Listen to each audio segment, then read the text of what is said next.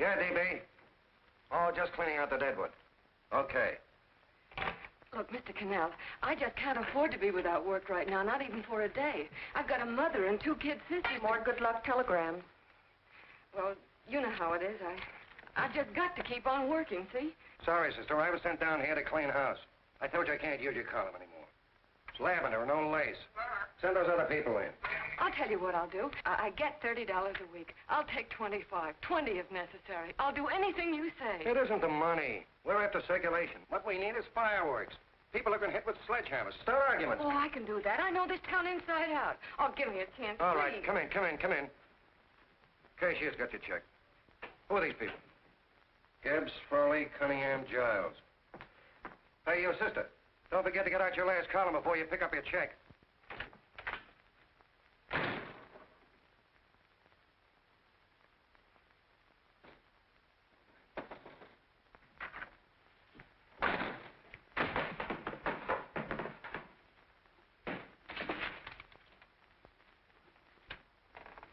You're a couple of sticks shy in your column, man. Big rich slob like D.B. Norton buys a paper and 40 heads are chopped off.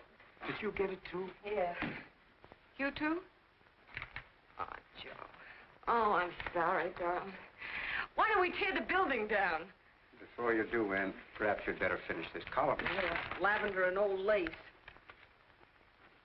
Wait, Joe. Wait.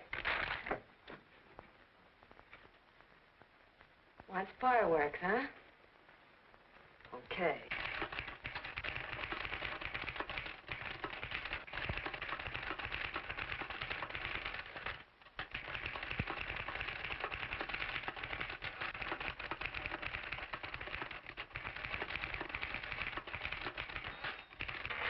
Here. Below is a letter which reached my desk this morning. It's a commentary on what we laughingly call a civilized world. Dear Miss Mitchell, 4 years ago, I was fired out of my job. Since then, I haven't been able to get another one. At first, I was sore at the state administration because it's on account of the slimy politics here we have all this unemployment. But in looking around, it seems the whole world's going to pot. So in protest, I'm going to commit suicide by jumping off the City Hall roof. Signed, a disgusted American citizen, John Doe. Editor's note, if you ask this column, the wrong people are jumping off the roofs. Hey, Ann, this is the old Fakeroo, isn't it? Never mind that, Joe. Go ahead.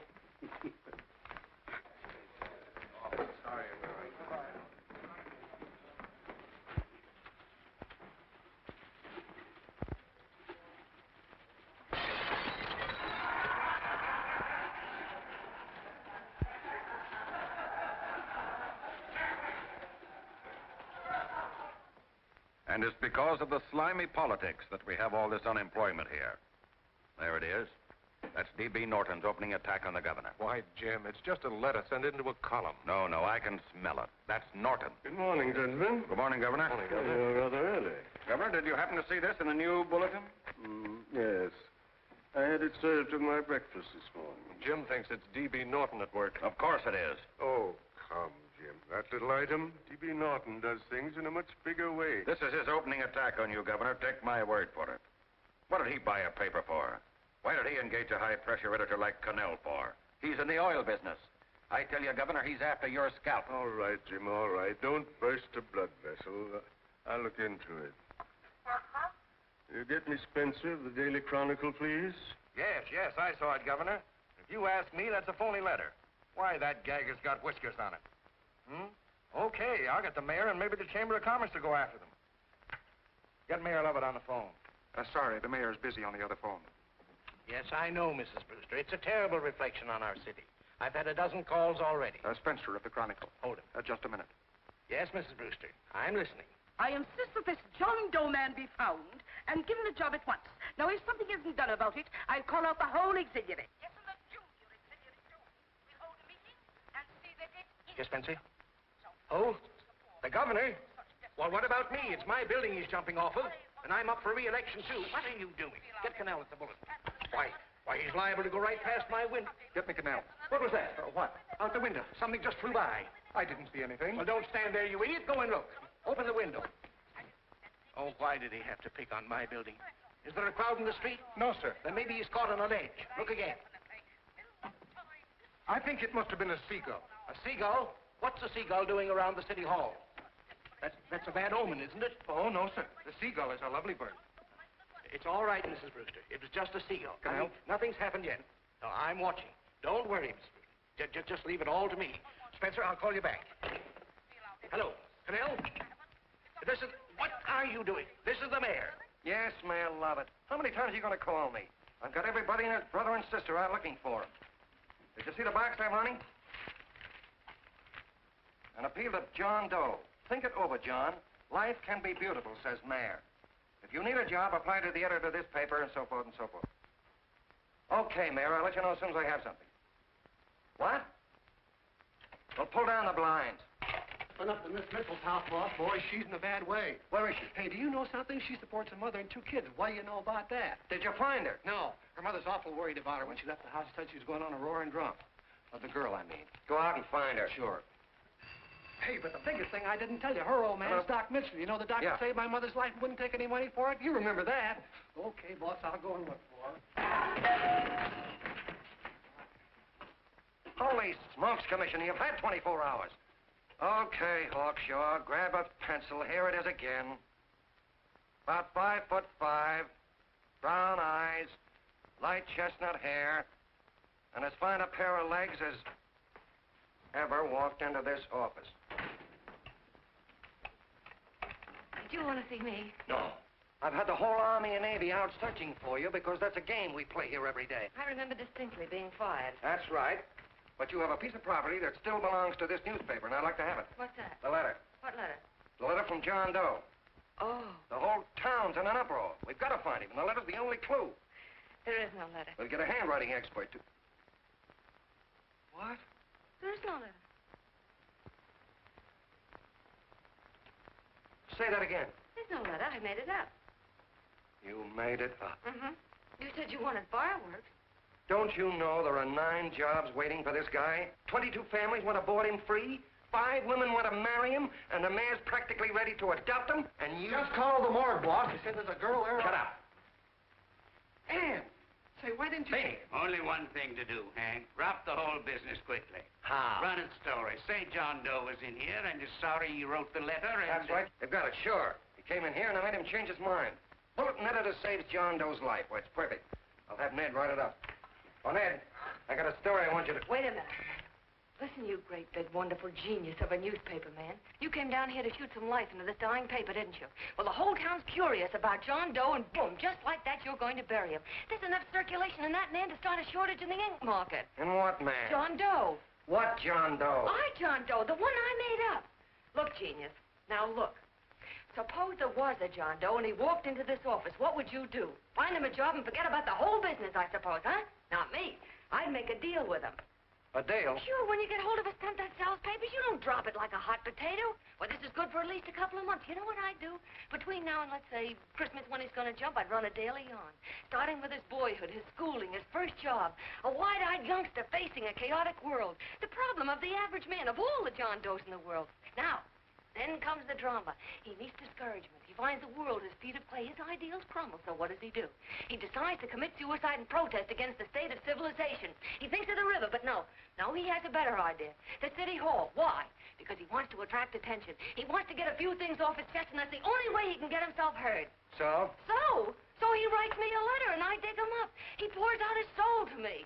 And from now on, we quote, I protest by John Doe. He protests against all the evils in the world. The greed, the lust, the hate, the fear. All of man's inhumanity to man. Arguments will start. Should he commit suicide or should he not? People will write in pleading with him. But no, sir, John Doe will remain adamant. On Christmas Eve, hot or cold, he goes. See? Very pretty. Very pretty indeed, Miss Mitchell. But would you mind telling me who goes on Christmas Eve? John Doe. What John Doe? The one we hire for the job, you lunkhead. Wait a minute. Let me get this through this lame brain of mine. Are you suggesting we go out and hire someone to say he's going to commit suicide on Christmas Eve? Is that it? Well, you're catching on. Who, for instance? Anybody. Beanie'll do. Why, sure. Who, me? Jump off a... Oh, no, any time at Christmas. I'm superstitious.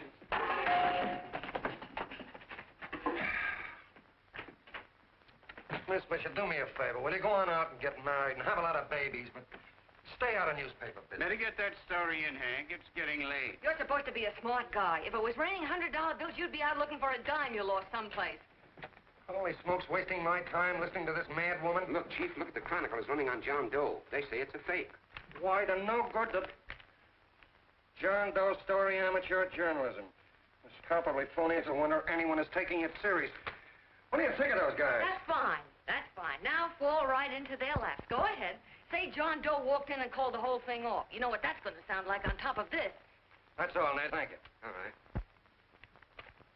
Amateur journalism, huh? Why, that bunch of sophomores, I can teach them more about... Hey, boss, get a load of this. Wow. Look. What do they want? They all say they wrote the John Doe letter. Yeah, boss. Oh, they all wrote the letter. Tell them all to wait. Look, Mr. Cannell, one of those men is your John Doe. They're desperate and will do anything for a cup of coffee. Pick one out and you can make the Chronicle eat their words. I'm beginning to like this. If you ask me, Hank, you're playing around with dynamite. No. The gal's right. We can't let the Chronicle get the laugh on us. We've got to produce a John Doe now. Amateur journalism, huh? I'll show those guys. Sure, and there's no reason for them to find out the truth either, because naturally, I won't say anything. Okay, sister, you get your job back. That's a bonus. What bonus? Or the bonus of $1,000 the Chronicle was going to pay me for this little document. You'll find it says, I, Ann Mitchell, hereby certify that the John Doe letter was created by me. I can read. Sorry. You think this is worth $1,000, do you? Oh, the Chronicle would consider it dirt cheap. Packs everything, including a gun. Okay, sister, you got yourself a deal. Now let's take a look at the candidates. The one we pick has got to be the typical average man. Typical American that can keep his mouth shut. Show me an American who can keep his mouth shut and I'll eat him. Okay, Beanie, bring him in one at a time.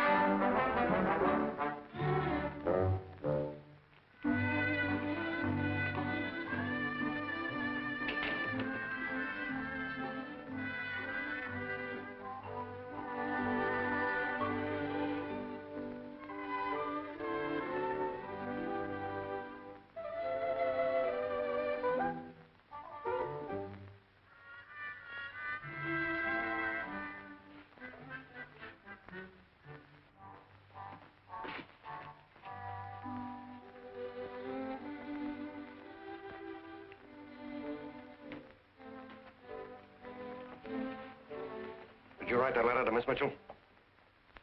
No, I didn't. What are you doing up here, then?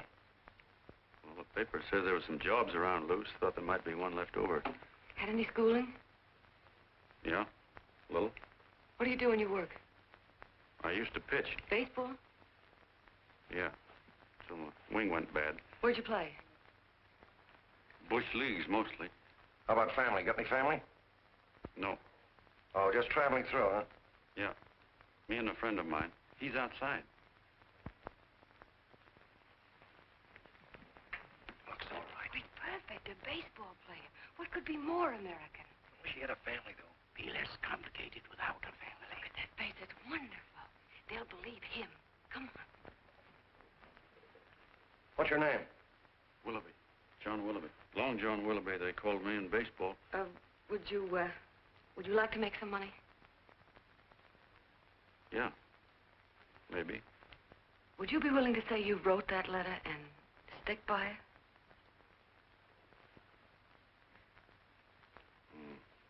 I get the idea. Yeah. Maybe.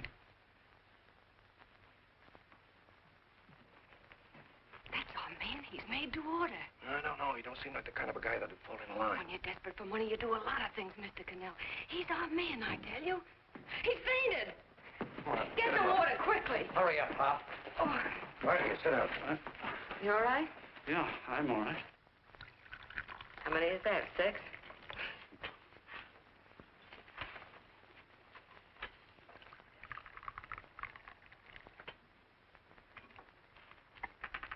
Pretty hungry, weren't you?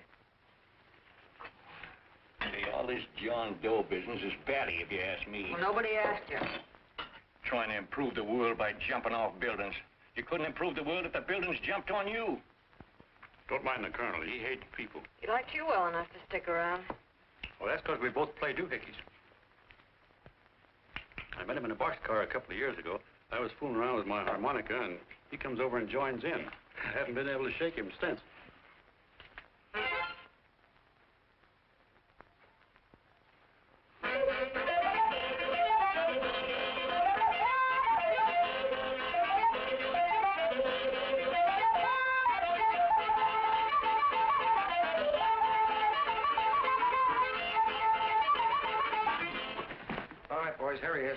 No, you can't take pictures of him like that, eating a sandwich and with a beard. But he's going to jump off a building. Yes, but not because he's out of a job. That's not news. This man's going to jump as a matter of principle. Well, maybe you're right. We'll clean him up and put him in a hotel room under bodyguards. We'll make a mystery out of him.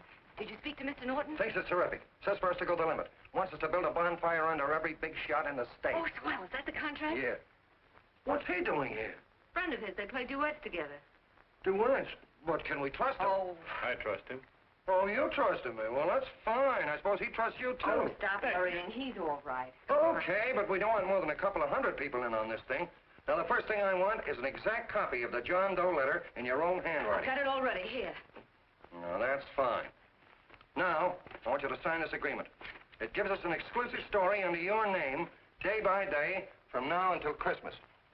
On December 26th, you get one railroad ticket out of town. And the bulletin agrees to pay to have your lawn fixed. That's what you want, isn't it? Yeah, but it's got to be by Bonesetter Brown. Okay, Bonesetter Brown goes. Here, sign it. Meanwhile, here's $50 spending money. That's fine. Beanie? Yes, boss. Take charge of him. Get him a suite at the Imperial and hire some bodyguards. Yeah, and some new clothes, Beanie. You think we better have him to louse? Yeah. Both of them? Yes, both of them, but don't let them out of your sight. Hey, Beanie, gray suit, huh? Yes. Okay, fellas.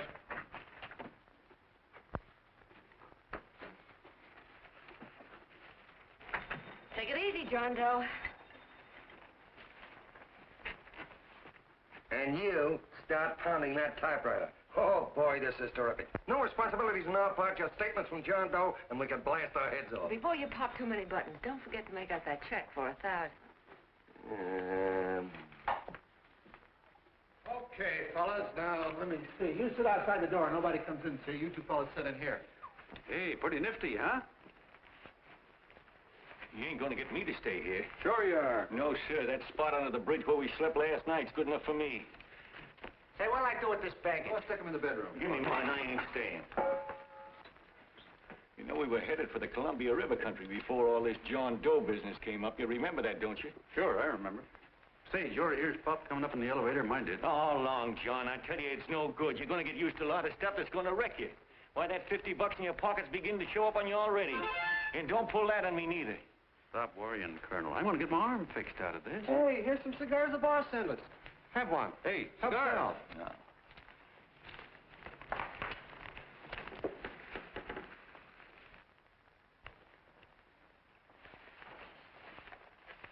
Say, I'll bet you even the major leaguers don't rate an outfit like this. Here, make yourself comfortable. Paper? I don't read no papers, and I don't listen to radios either. I know the world's been shaped by a drunken barber, and I don't have to read it. I've seen guys like you go under before. Guys that never had a worry. Then they got a hold of some dough and went goofy. The first thing that happens to a guy... Get a load of the bedroom. No. The first thing that happens to a guy like that, he starts wanting to go into restaurants and sit down at a table and eat salads and cupcakes and tea. Boy, what that kind of food does to your system.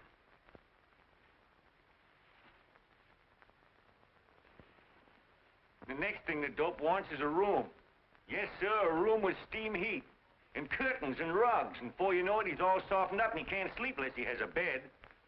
Hey, stop worrying, Colonel. $50 ain't gonna ruin me. I've seen plenty of fellas start out with $50 and wind up with a bank account. Hey, what's the matter with the bank account, anyway? And let me tell you, Long John, when you become a guy with a bank account, they got you. Yes, sir, they got you. Who's got him? The helots.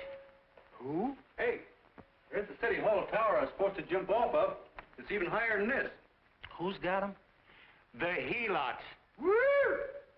Hey, wait a minute! You're not supposed to jump on Christmas Eve. Do you want to get me in a jam? If it's going to get you in the jam, I'll do you a favor. I won't jump. And when they got you, you got no more chance than a road rabbit. Hey, who'd you say was going to get him? Hey, is this one of those places where you ring if you want something?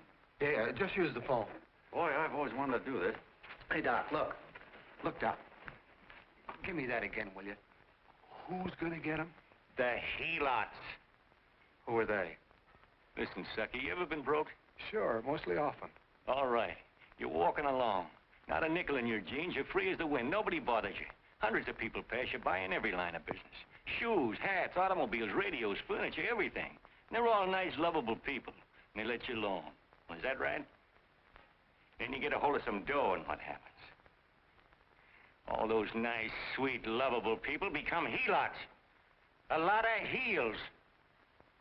They begin creeping up on you, trying to sell you something. They get long claws, and they get a stranglehold on you. And you squirm, and you duck, and you holler, and you try to push them away, but you haven't got a chance. They got you. First thing you know, you own things. A car, for instance. Now your whole life is messed up with a lot more stuff. You get license fees, and number plates, and gas, and oil, and taxes, and insurance, and identification cards, and letters, and bills, and flat tires, and dents, and traffic tickets, and motorcycle cops, and courtrooms, and lawyers, and fines, and a million and one other things. And what happens? You're not the free and happy guy you used to be. You gotta have money to pay for all those things. So you go after what the other fellas got. And there you are. You're a helot yourself.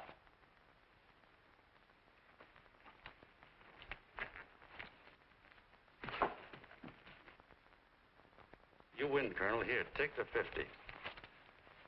Go out and get rid of it. You bet I will, just as fast as I can. I'm gonna get some canned goods, a fishing rod, and the rest I'm gonna give away. Give away? Hey, get me a pitcher's glove. I gotta get some practice. Say, he's giving it away. I'm gonna get me some of that. Hey, come back here, you helot. For you send up 5 hamburgers with all the trimmings, 5 chocolate ice cream sodas, and 5 pieces of apple pie. No, apple with cheese. Yeah, thanks.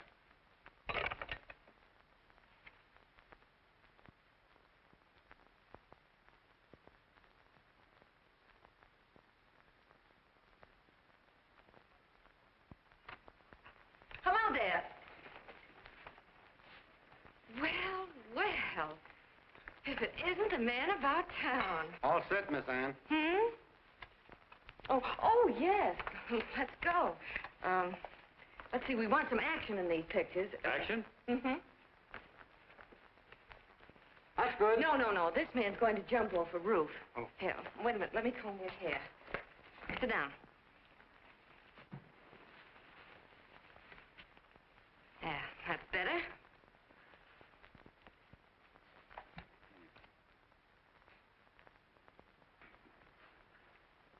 You know, he's got a nice face, hasn't he? Yeah, he's pretty.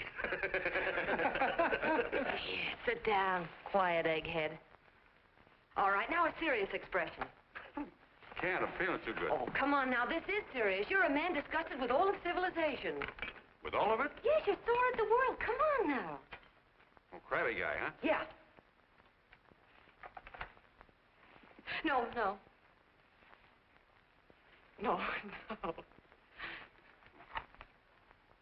No, look. You don't have to smell the world. Well, all those guys in the Never picture mind stand- those guys. All right, stand up.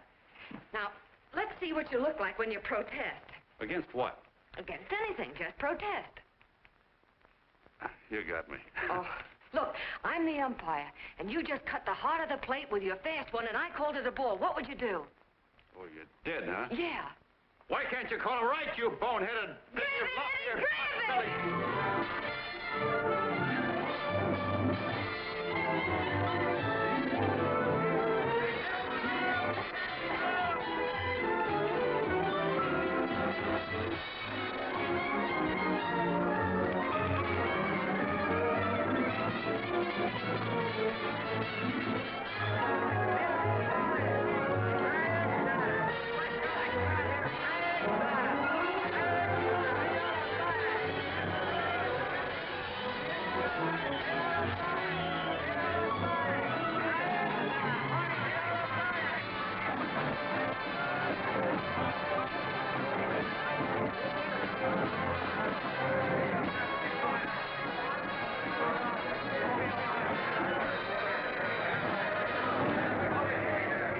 I don't care whose picture they're publishing.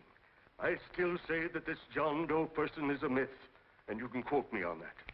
And I'm going to insist on his being produced for questioning. You know as well as I do that this whole thing is being engineered by a vicious man with a vicious purpose, Mr. D.B. Norton.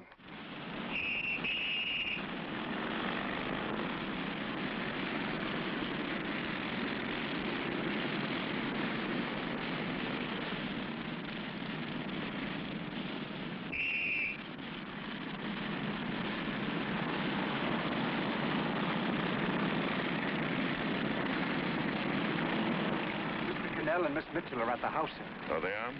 All right, come on. Personally, I think it's just plain stupidity to drop it. Now, you should see a fan mail, thousands. Why, it's going over like a house afire. What are you afraid of, Canal?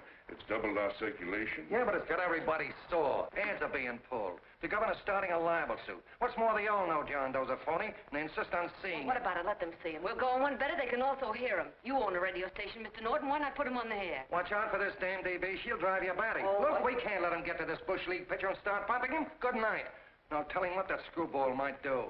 I walked in yesterday. Here he is, standing on a table with a fishing pole. Fly casting. Take my advice and get him out of town before this thing explodes in our faces. If you do, Mr. Norton, you're just as much of a dumb cluck as he is. Excuse me. No, you got yourself a meal ticket and you hate to Sure, let it's go. a meal ticket for me. I admit it, but it's also a windfall for somebody like Mr. Norton who's trying to crash national politics. That's what you bought the newspaper for, isn't it? You want to reach a lot of people, don't you? Well, put John Doe in the air and you can reach 130 million of them. He can say anything he wants and they'll listen to him. All right, we'll forget the governor and the mayor and all the small fry like that. This can arouse national interest. If he made a hit around here, he can do it every place else in the country. And you'll be pulling the strings, Mr. Norton. Go down to the office and arrange for some radio time. But, DB, you're not I want going to it fall... as soon as possible. Okay. I just came in to get warm myself. Come on, let's go. Don't you go. I want to talk to you.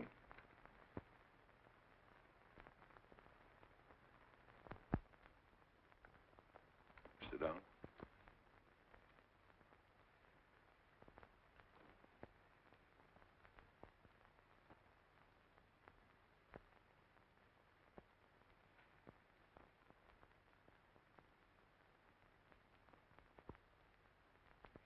Hey, this John Doe idea was yours, huh? Yes, sir.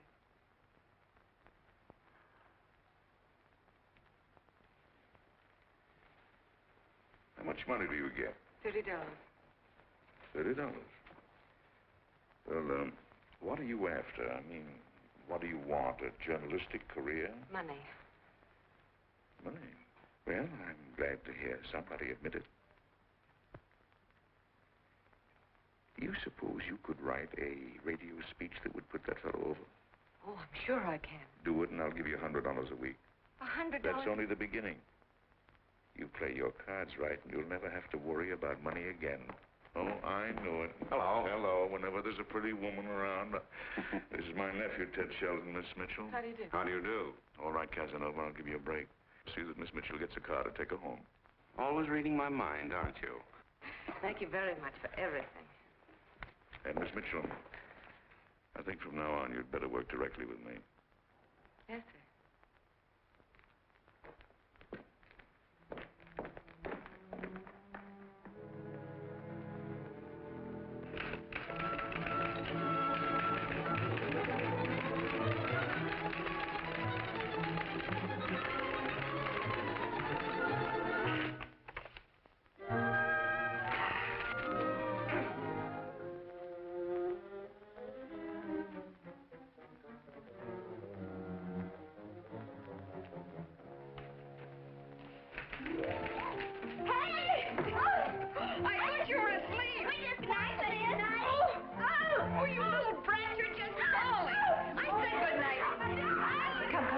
Children, it's past your bedtime. Come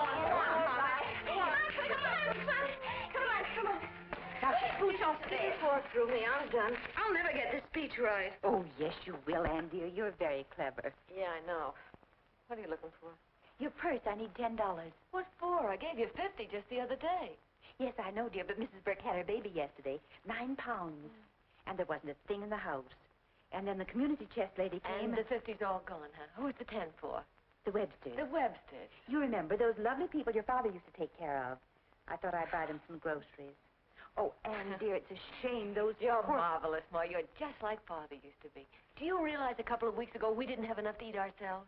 Well, yes, I know, dear, but these people are in such need. And we have plenty now. If you're thinking of that $1,000, forget it. It's practically all gone. We owed everybody in town.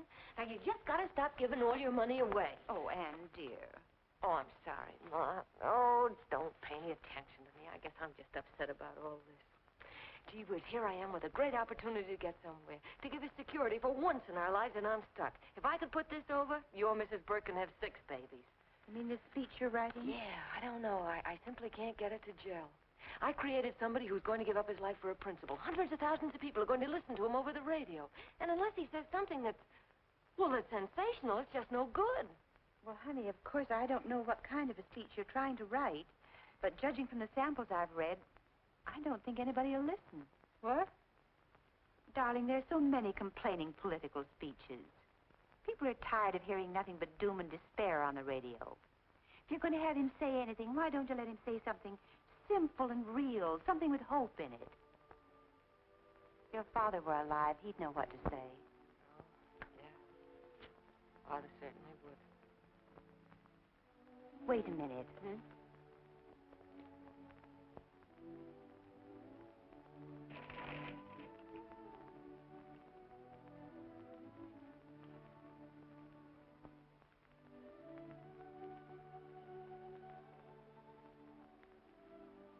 That's your father's diary, Anne.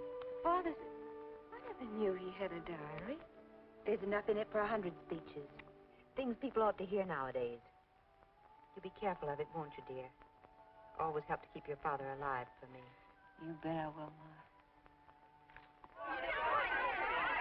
Wait a minute. John Doe don't want to sign no autograph. Well, what does he do all day? What does he do all day? He's writing out his memories. Sorry, lady, you can't see Mr. Doe. He wants to be alone. No. No, he just sits around all day and commutes with himself.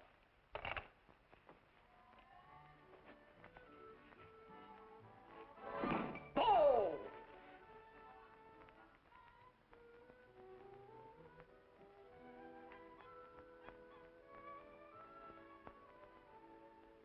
I don't know how you're going to stand it around here till after Christmas.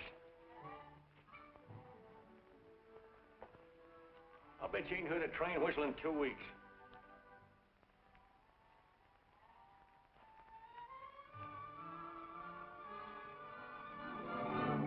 Steve, right!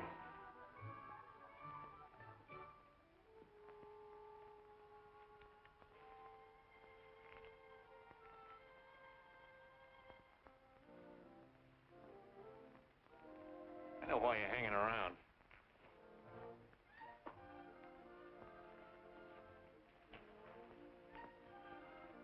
You're stuck on the girl. That's all a guy needs is to get hooked up with a woman.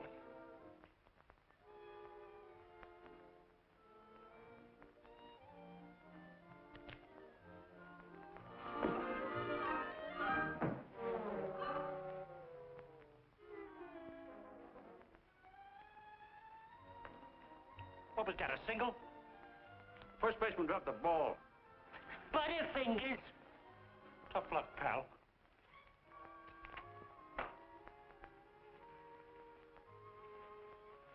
Guy has a woman on his hands. First thing he knows, his life is balled up with a lot more things. Furniture.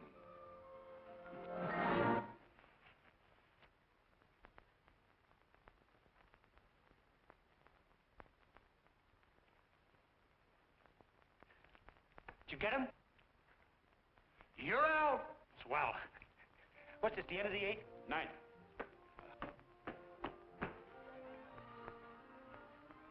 Hey, Beanie, there's a couple of mugs in the Chronicle snooping around out here. Ah. Come on, Angel Face. Gangway. What's the score, Angel Face? 3-2, off paper. Gee, that's great.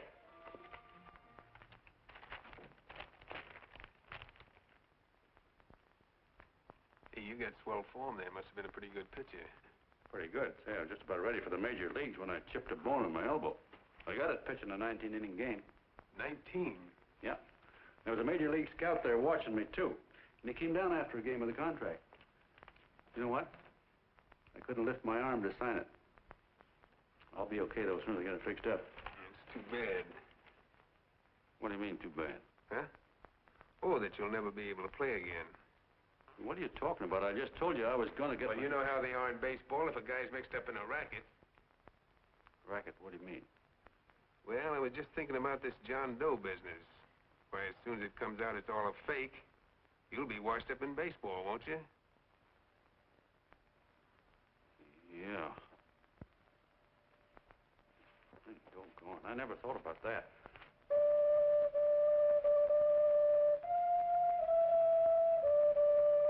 Gosh. And another thing, what about all the kids in the country? The kids that idolize ball players. What are they going to think about you? Yeah. Hey, Colonel. Did you hear that? I gotta figure some way out of this thing. Elevators are still running. I know one way you can do it. How? Well, when you get up there on the radio, all you have to do is to say the whole thing's a frame-up. Make you a hero sure as you're born. Yeah, but how am I going to get my arm fixed? Well, that's a cinch. I know somebody who'll give you $5,000 just to get up on the radio and tell the truth. $5,000? Yeah, $5,000, and he gets it right away. You don't have to wait till Christmas. Look out, Long John. They're closing in on you. Say, who's putting up this dough? Fellow runs the Chronicle. Here's the speech you make, and it's all written out for you. $5,000. Holy mackerel, I can see the helots coming, the whole army of them. It's on the level.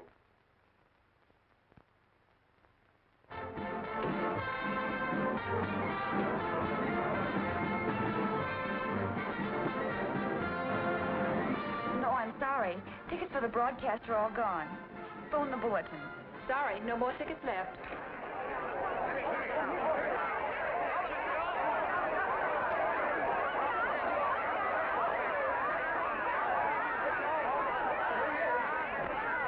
Oh, John, all set for the big night?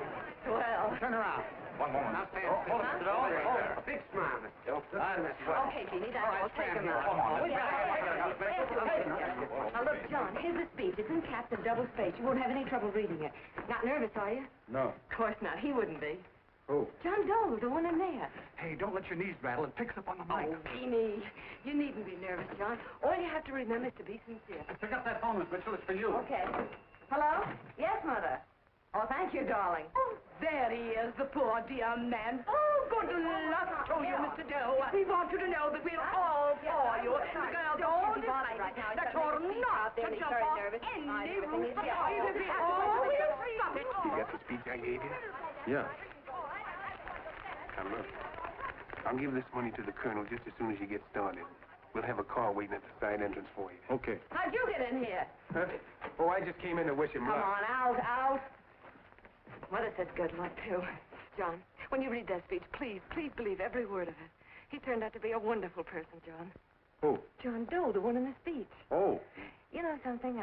I've actually fallen in love with him. All right, there he is, sister. Now, come on, plenty of room. What's the idea? No, that's too much. That's not so much. Come on. Oh, this is no time for cheap publicity, Mr. Cannell. Listen, if that guy lays an egg, I want to get something out of it. I'm getting a Jane Doe ready. Oh, come on. Here. Will you, fellas? Here you Give me a are. chance. I have to ready. Just one more. Well, that's fine, honey. You go ahead. All right, Eddie, one more. Go ahead. How you doing? Oh. All right, Benny, bring him in. Holy smoke, a happy helot. There you are, boss, just like you ordered. Symbols of little people. Okay, get him up. All right, young fella. This is ridiculous, Mr. Cannell. Come on, give me a chance. It is on the air. Come on, No, come on. Come on, that's right. Do what you can get all the pictures you want. Thank you very much. Come on. Well, yeah, that's right. Come on, Snooks, you better bail out. Say goodbye, Mr. Doe. Beanie. All right. Better get ready. 1 minute to go. Wow, Hey, 1 minute to go and the score is nothing to nothing. Now, please, John, You won't let me down, will you? Will you? Of course you won't. If you'll just think of yourself as the real John Doe. Listen, everything in that speech are things a certain man believed in. He was my father, John. When he talked, people listened. And they listened to you, too. Funny. You know what my mother said the other night? She said to look into your eyes, that I'd see Father there. Hey, what do you say? Okay, we're coming. Come on. Now, listen, John, you're a pitcher. Now get in there and pitch. Good luck. Give him room, let him through. Come on.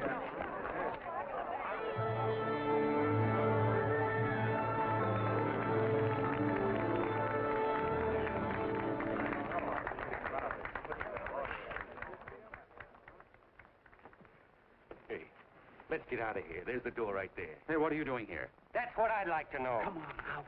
Hey, he's a friend of mine. Never mind, let him alone. He's all right. I'll be right over there pulling for you. No, John, over here.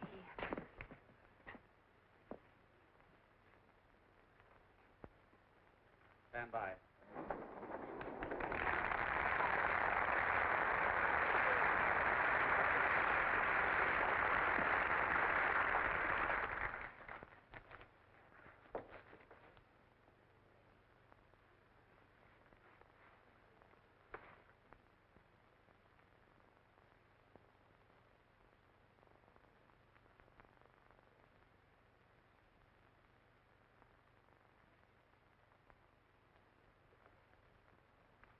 Phone the Chronicle. Tell them to start getting those extras out.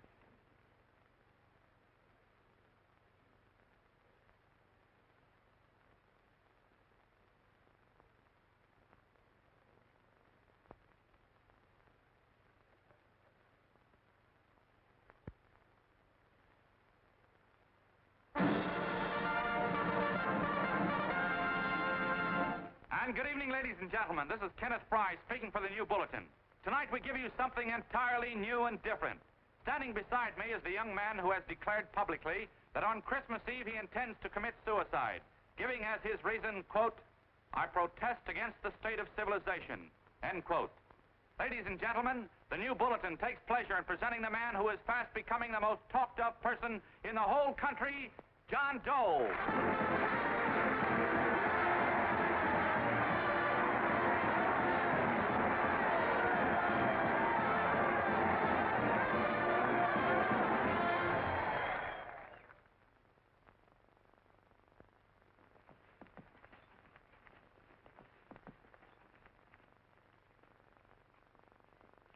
Ladies and gentlemen,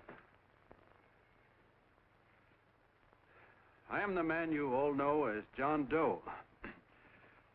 I took that name because it seems to describe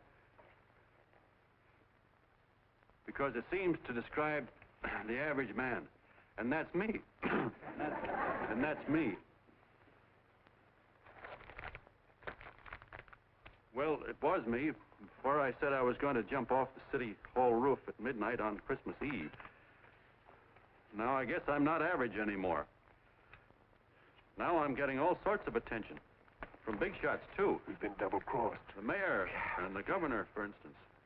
They don't like those articles I've been writing. You're an imposter, young fellow. That's a pack of lies you're telling. Who wrote that speech for you?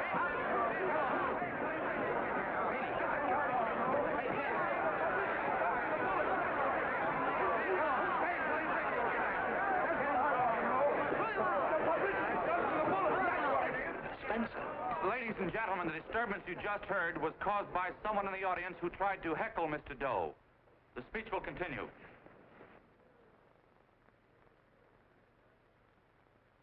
Well, people like the governor and that fellow there can stop worrying. I'm not going to talk about them. I'm going to talk about us, the average guys, the John Does. If anybody should ask you what the average John Doe is like, you couldn't tell him because he's a million and one things. He's Mr. Big and Mr. Small. He's simple and he's wise. He's inherently honest, but he's got a streak of larceny in his heart. He seldom walks up to a public telephone without shoving his finger into the slot to see if somebody left a nickel there.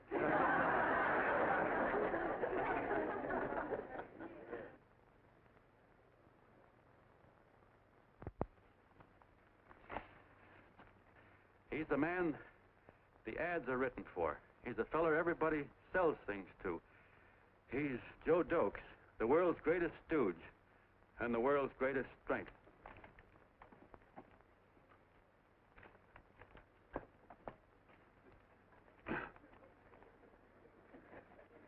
Yes, sir. Yes, sir, we're a great family, the John Does. We are the meek who are supposed to inherit the earth. You'll find us everywhere. We raise the crops, we dig the mines, work the factories, keep the books, fly the planes, and drive the buses. And when a cop yells, "Stand back there, you," he means us, the John Does. Well, what kind of a speech is that? Didn't you read it? We've existed since time began. We built the pyramids. We saw Christ crucified, pulled the oars for Roman emperors, sailed the boats for Columbus, retreated from Moscow with Napoleon, and froze with Washington at Valley Forge. Yes, sir. We've been in there dodging left hooks since before history began to walk. In our struggle for freedom, the canvas many a time, but we always bounce back because we're the people, and we're tough.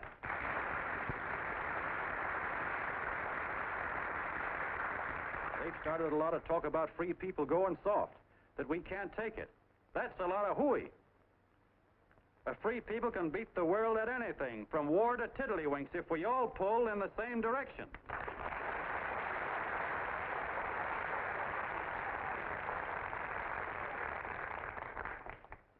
I know a lot of you are saying, "What can I do? I'm just a little punk. I don't count." Well, you're dead wrong. The little punks have always counted, because in the long run, the character of a country is the sum total of the character of its little punks.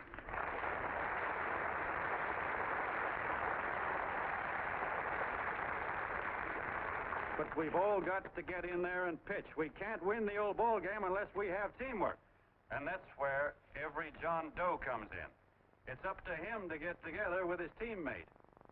And your teammate, my friends, is the guy next door to you. Your neighbor. He's a terribly important guy, that guy next door. You're going to need him, and he's going to need you, so look him up.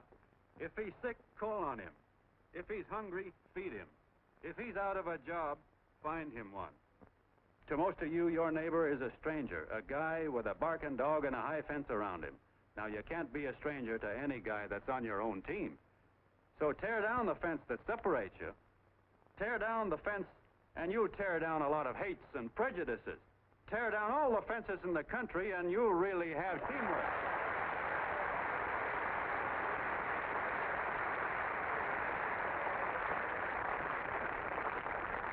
I know a lot of you are saying to yourselves, "He's asking for a miracle to happen. He's expecting people to change all of a sudden." Well, you're wrong. It's no miracle. It's no miracle because I see it happen once every year, and so do you, at Christmas time. There's something swell about the spirit of Christmas, to see what it does to people, all kinds of people. Now, why can't that spirit, that same warm Christmas spirit, last the whole year round? Gosh, if it ever did, if each and every John Doe would make that spirit last 365 days out of the year, we'd develop such a strength, we'd create such a tidal wave of goodwill that no human force could stand against it. Yes, sir, my friends. The meek can only inherit the earth when the John Does start loving their neighbors. You better start right now. Don't wait till the game is called on account of darkness. Wake up, John Doe. You're the hope of the world.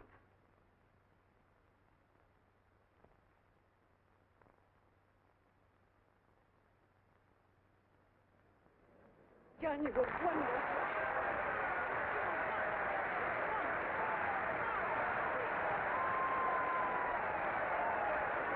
Let's get out of here. Now you're talking.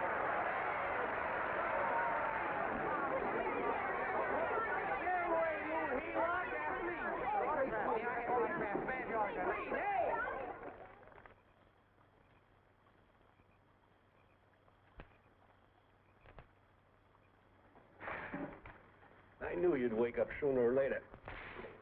Boy, am I glad we got out of that mess. I had the $5,000 sewed up.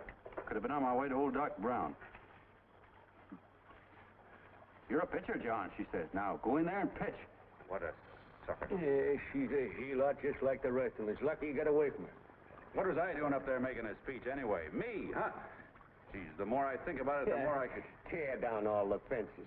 Why, if you tore one picket off of your neighbor's fence, he'd sue you. $5,000 had it right in my hand. What do you mean he ran away? We'll go after him, find him. That man is terrific.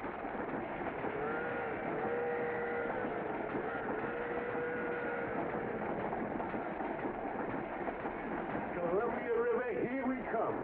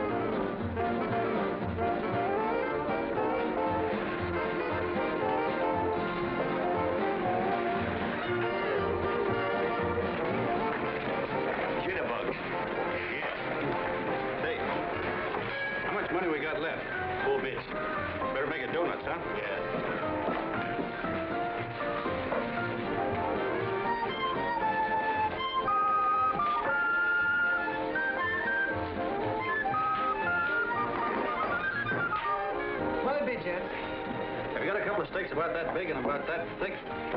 Yeah, with hash brown potatoes and tomatoes and apple pie and ice cream and coffee. And donuts, I know.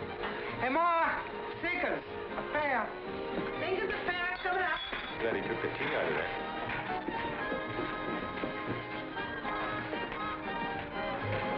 Hey, look. Join the John Doe Club. John Doe Club?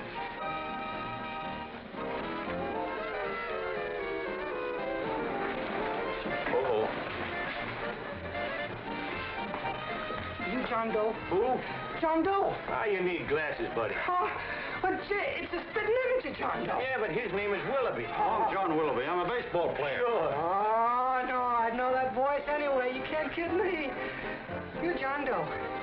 Hey, Ma! Ma! That's John Doe. John Doe. Yeah, sitting right there, big as life. Who'd you say it was? John Doe, the big guy there. I know. Pictures in the paper. That's John guy. John Doe. John Doe.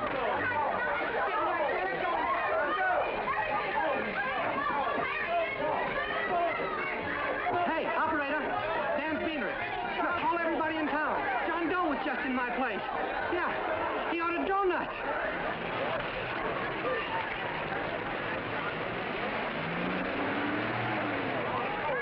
John Doe. See John Doe. Come on.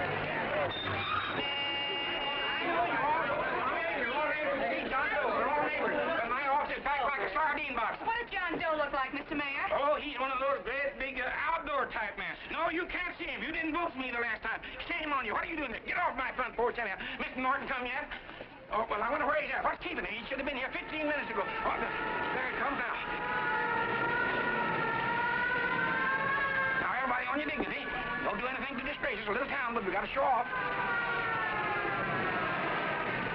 Better let me talk to him. All right, but present it to him as a great cause for the common man. Ah, here he comes. Now, give him room down there. Give him room, folks. Come on, now. Come on, here he comes. Here he comes. Here's Mr. Norton.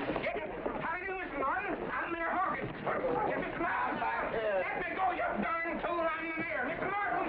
Mr. Norton. Mr. Norton. I'm Mayor Hawkins. Your office telephoned me to hold him. Well, that's fine. How is he? Oh, he's fine. He's right in my office there. You know, it's a great honor having John Doe here, and you too.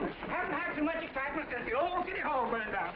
People are so excited they nearly tore his clothes off. Oh, but Hilda, darling, phone the newspapers, tell them Mr. Norton's here. Step right inside, Mr. Norton. My office. Very comfortable here, Mr. Norton. Just had it air conditioned. Gangway, please. Make room for Mr. Norton.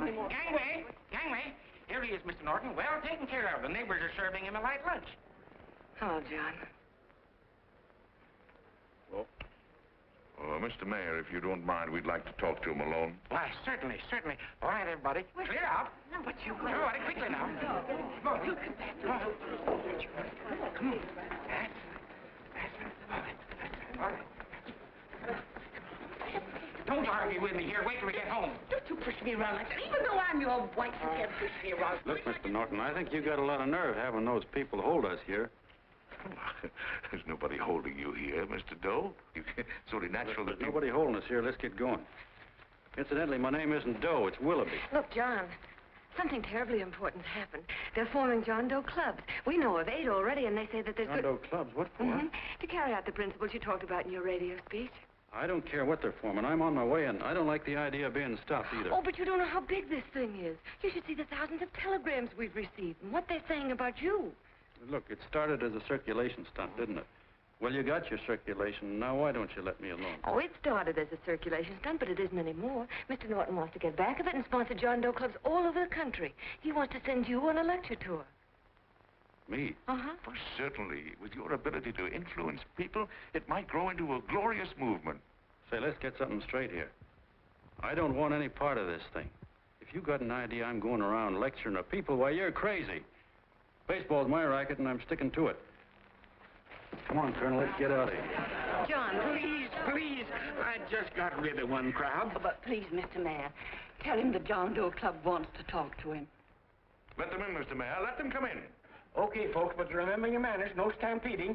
Walk slow, like you do when you come to pay your taxes.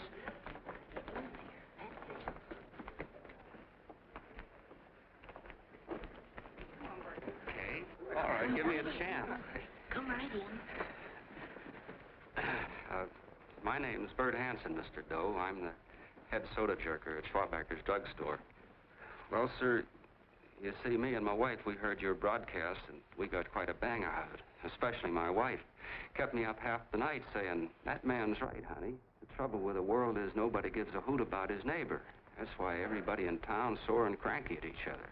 And I kept saying, well, that's fine, but how's a guy going to go around loving the kind of neighbors we got? Old Sourpuss, for instance. You see, Sourpuss Smithers is a guy who lives all alone next door to us. He's a cranky old man that runs a second-hand furniture store. We haven't spoken to him for years. I always figured he was an ornery old gent that hated the world because he was always slamming his garage door and playing the radio so loud he kept half the neighbors up.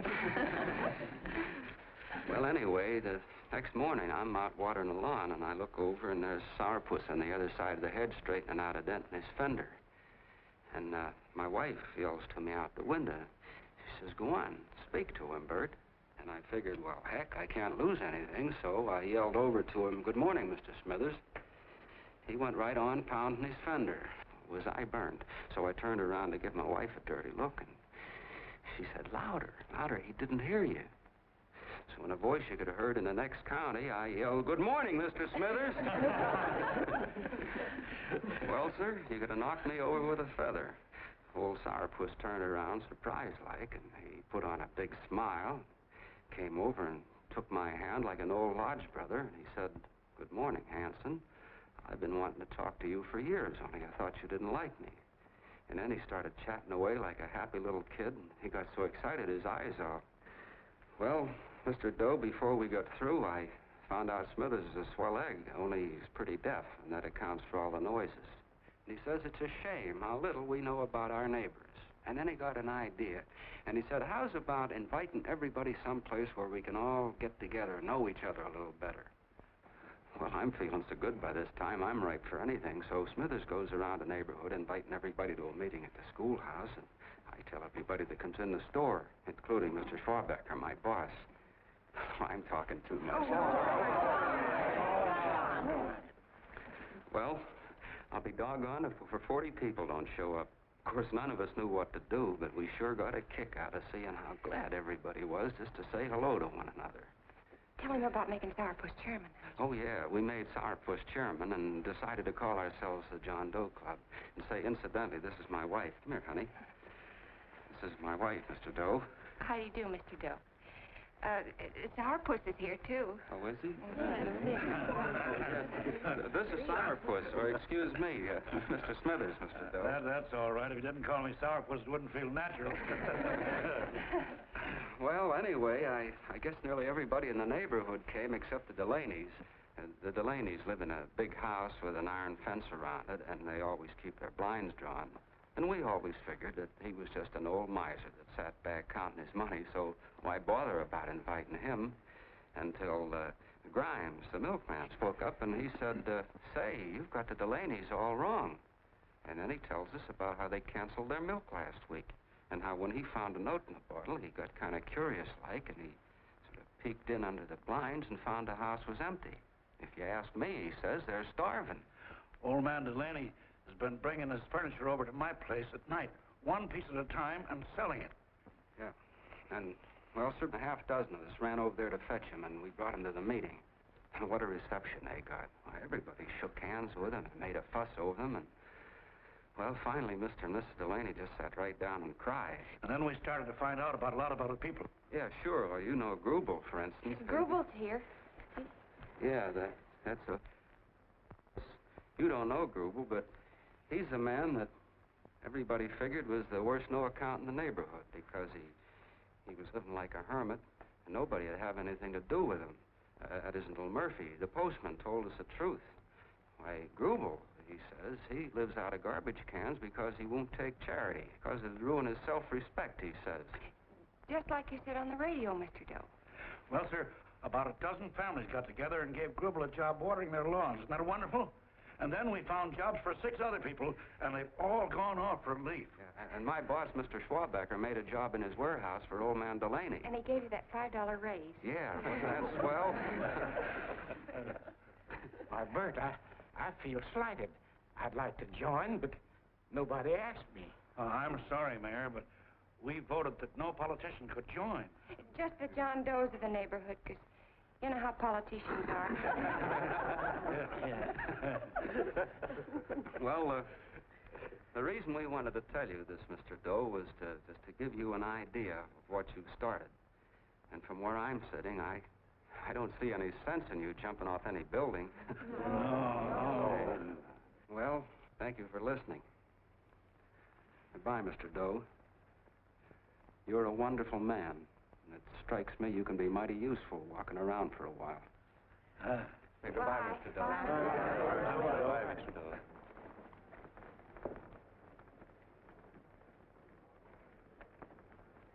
I'm Mrs. Delaney, Mr. Doe. And God bless you, my boy.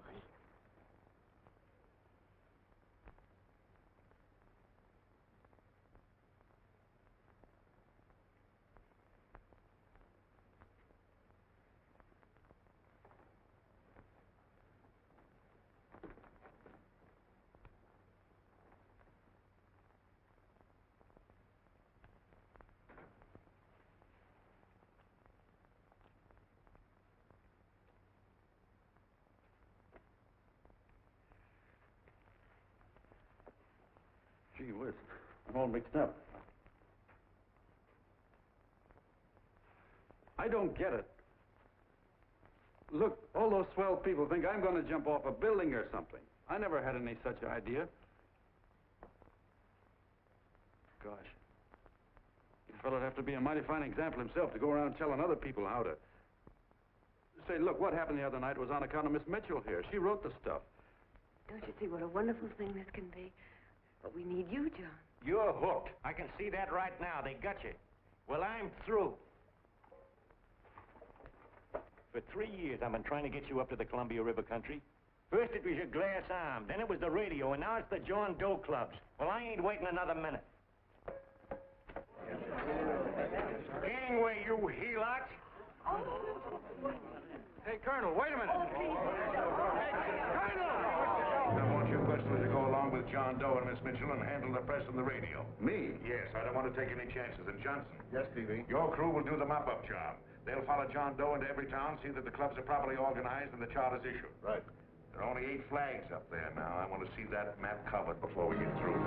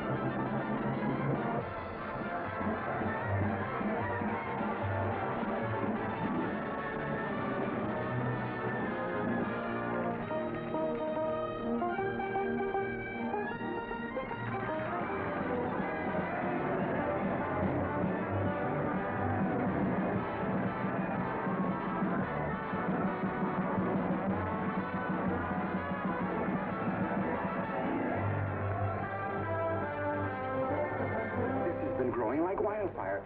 If they made demands, I'd understand it. But the John Does ask for nothing. People are going off relief. If this keeps up, I'll be out of a job.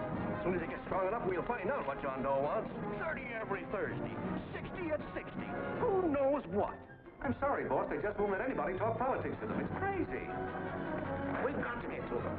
They represent millions of voters.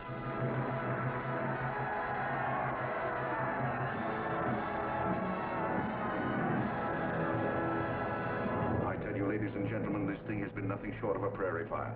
We've received so many applications for charters to the John Doe clubs, we haven't been able to take care of them. I'd hate to have that many pins stuck in me. This John Doe convention is a natural. It's going to put our city on the map. By over 2,400 John Doe clubs are sending delegates. Can you imagine that? You, Mr. Mayor, will be the official host. You will make the arrangements for decorating the city, parades, and a reception for John Doe when he gets home. And don't wear your high hat. No high hat? No high hat. And from you, Cannell, I want a special John Doe edition every day until the convention is over. And now, if you will, please step into the outer office and look your prettiest because there are photographers there to take pictures of this committee. Don't worry, Libby. Everything will be taken care of. Isn't it all too wonderful? Gather down here in a nice group. I'll get a nice rug here. Oh, Mr. Mayor, would you step down in front row, please? You ladies get close to him. That's it. Well, I don't get it. Get what? Look, DB, I'm supposed to know my way around. This John Doe movement has cost you a fortune. Now, this convention is going to cost plenty. Well? Well, I'm stuck with 2 and 2, and I'm a sucker if I can make 4 out of it. Where do you come in? I'll have the satisfaction of knowing that my money has been spent for a worthy cause. I see. I better stick to running the paper, huh? I think maybe you better have. And Cannell, I'd like to have the John Doe contract, all the receipts for the money we advanced him with the letter Miss Mitchell wrote, which I gave her $1,000. Yes, sure. Well, we leave for the airport. Half an hour. Is that Johnny boy's room? Better hustle him up. He'll be ready on time. He's packing. Ah, good. Did you see his picture on the cover of Time? Yeah. I gotta give you credit, Annie girl. I've handled a good many big promotions in my time. Everything from a World Fair to a channel swimmer. But this one has certainly got me spinning. And now a John Doe convention. Wow. Say, if you could only get him to jump off the City Hall roof on Christmas Eve, I'd guarantee you 500,000 people there. Charlie. Huh? What do you make of him? Oh, Johnny boy? Well, I don't know what angle you want, but I'll give it to you quick. Number 1, he's got great yokel appeal, but he's a nice guy. Number 2, he's beginning to believe he really wrote that original suicide letter that you made up. Number 3, he thinks that you're Joan of Arc or something. Yeah, I know. Number 4, well, you know what number 4 is. He's nuts about you. Yeah, it's running out of his ears. You left out number 5. We're all healed, me especially. Holy smoke. Come in.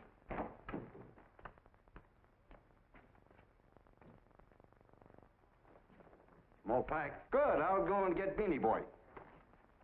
Okay, Charlie boy.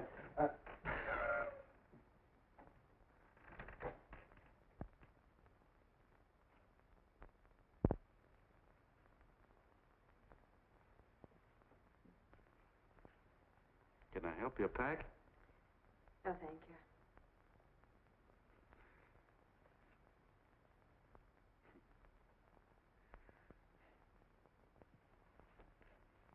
You care if I sit down out here?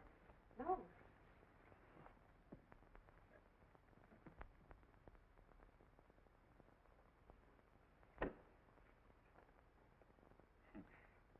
You know, I had a crazy dream last night. It was about you. About me? Sure was crazy. I dreamt I was your father.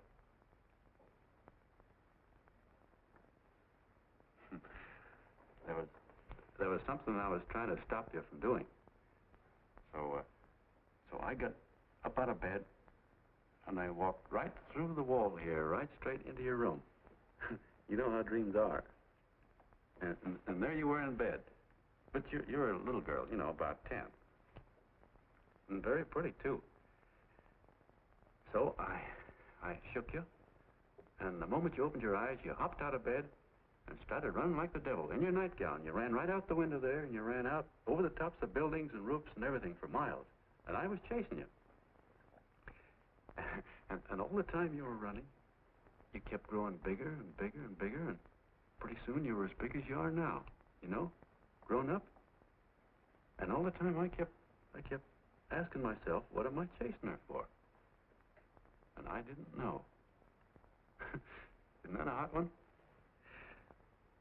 Well, anyway, you ran into some place, and then I ran in after you, and when I got there, there you were, getting married. And the nightgown had changed into a beautiful wedding gown. You sure look pretty, too. And then I knew what it was I was trying to stop you from doing. Dreams are sure crazy, aren't they? Well, would you like to know who it was you were marrying? Oh, a tall, handsome Eubangy, I suppose. No, not that bad. It was that fellow that sends you flowers every day. What's his name? Mr. Norton's nephew? Ed Sheldon. Yeah, that's the one. But here's the funniest part of it all. I was the fellow up there doing the marrying, you know, the justice of peace or something. You were? I thought you were chasing me. Well, yes, I was, but I was your father then, see? But the real me, John Doe, or that is, Long John Willoughby, I was the fellow up there with the book. You know what I mean? I guess so. Then what happened? Well, I took you across my knee and I started spanking you. That is, I didn't do it. I mean, I did do it, but it wasn't me, you see. I was your father then. Well, I held you across my knee and I said, Annie, I won't allow you to marry a man that's just rich or that has his secretary send you flowers. The man you marry has got to swim rivers for you. He's got to climb high mountains for you. He's got to slay dragons for you. He's got to perform wonderful deeds for you. Yes, sir. And all the time, the guy up there, you know, with the book, me, just stood there nodding his head. He said, go to it, Pop. Whack her one from me, because that's just the way I feel about it, too. So he said, come on down here and whack her yourself. So I came down, and I whacked you a good one, see? And he whacked you. And I whacked you another one, and we both started whacking you like... Well, if you're through whacking her, come on, let's get going. Okay, fellas, right in here. You go out the side entrance, there's a bunch of autograph seekers out front. We'll be down with the bags in a minute. Come on, don't make a government project out of this. Hi, Benny. When's our plane take off again? Couple of minutes. How many people do you think we've talked to already outside the radio? I mean... Oh, I don't know. About 300,000. 300,000. What makes them do it, Ann? What makes them come and listen and get up their John Doe clubs the way they do? I've been trying to figure it out. Look, John, what we're handing them are platitudes. Things they've heard 1,000,000 times. Love thy neighbor, clouds have silver linings, turn the other cheek. It's just Yeah, I heard them 1,000,000 times, too, but... there you are. Maybe they're like me, just beginning to get an idea of what those things mean. You know, I never thought much about people before. They were always just somebody to fill up the bleachers. The only time I worried about them is when they didn't come in to see me pitch. You know, lately I've been watching them when I talk to them. I could see something in their faces. I could feel that they were hungry for something. You know what I mean? Maybe that's why they came. Maybe they're just lonely and wanted somebody to say hello to. I know how they feel. I've been lonely and hungry for something practically all my life.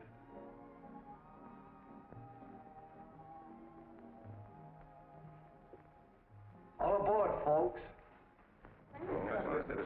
Yeah, that's true. Oh, somebody else sitting here? No, that's your seat. And this is your coat. Mine? A little token of appreciation. Oh, it's beautiful, D.B. Well, I don't quite know what to say. Well, don't say anything at all. Just sit down. Oh. Go ahead, open it. Oh.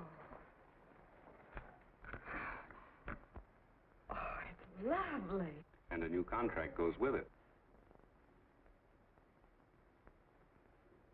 Well, come on, spring it. You've got something on your mind. Must be stupendous. You know, that's what I like about it. Right to the point, like that. All right, Practical Annie, here it is. Tomorrow night, before a crowd of 15,000 people and talking over a nationwide radio hookup, John Doe will announce the formation of a third party. A third party? Yes, the John Doe Party. Devoted entirely to the interests of all the John Does all over the country, which practically means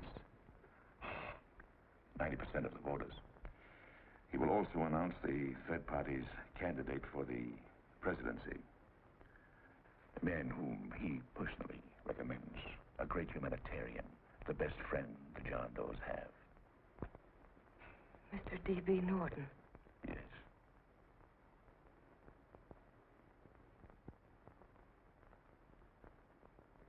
Wow.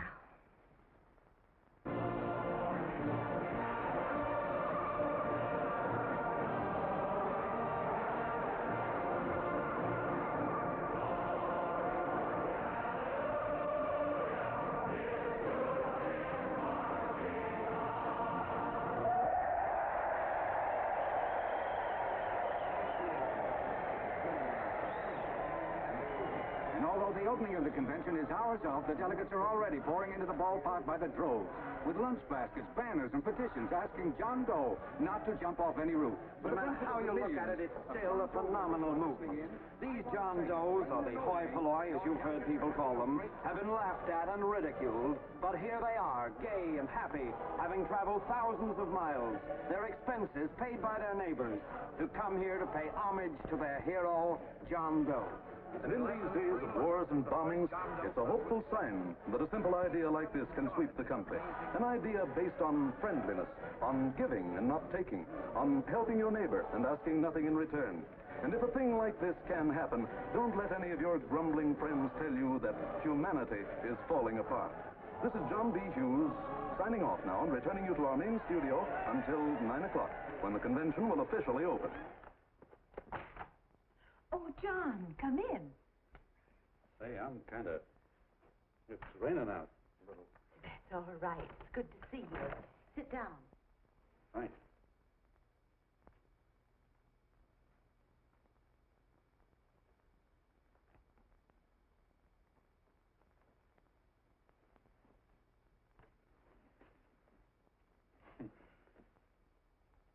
It's for Anne. Oh, how nice. Thank you very much. Flowers. I'm terribly sorry she isn't here. She isn't? No, she just left. I'm surprised you didn't run into her. She went over to Mr. Norton's house. Oh. Did you want to see her about something important? Yeah. Well, no, it'll wait. Say, he's a nice man, isn't he? Mr. Norton, I mean.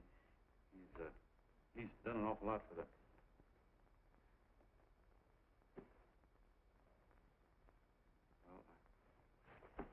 Say, my coat's pretty wet. I'm afraid I might have wet the couch a little.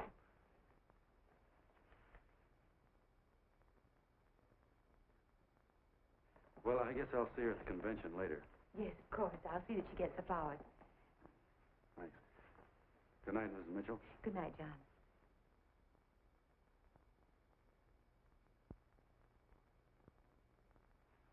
Say, Mrs. Mitchell, I'm kind of glad Anne isn't here. See, I came over here hoping to see her alone, and kind of hoping I wouldn't, too, you know what I mean? There was something I wanted to talk to her about. But, well, it'll wait, I guess. Good night. Good night, John. Say, look, Mrs. Mitchell, have you ever been married? Oh, I'm sure you have. Gosh, that's pretty silly. I guess you must think I'm kind of batty. Oh, I guess I'd better be going at that. John, my husband said, I love you. Will you marry me? You did? What happened? I married him. Yeah, that's what I mean, see? It was easy as all that, huh? Yeah, but look, Mrs. Mitchell. You know, I love Anne, and it's going to be awfully hard for me to say it. Because, well, you know, she's so wonderful. And, well, the best I ever was a Bush League pitcher. And, you know, I think she's in love with another man. The one she made up. You know, the real John Doe. Well, that's pretty tough competition. I bet you he'd know how to say it all right. With me, I get up to it and around it and in back of it, but I never get right to it. You know what I mean? So the only chance I've got is, well, if somebody could kind of give her a warning, sort of prepare her for the shock.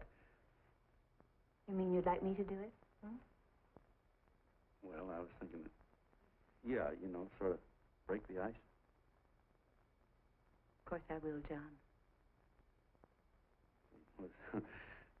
Thank you, Mrs. Mitchell. Hey, you're okay.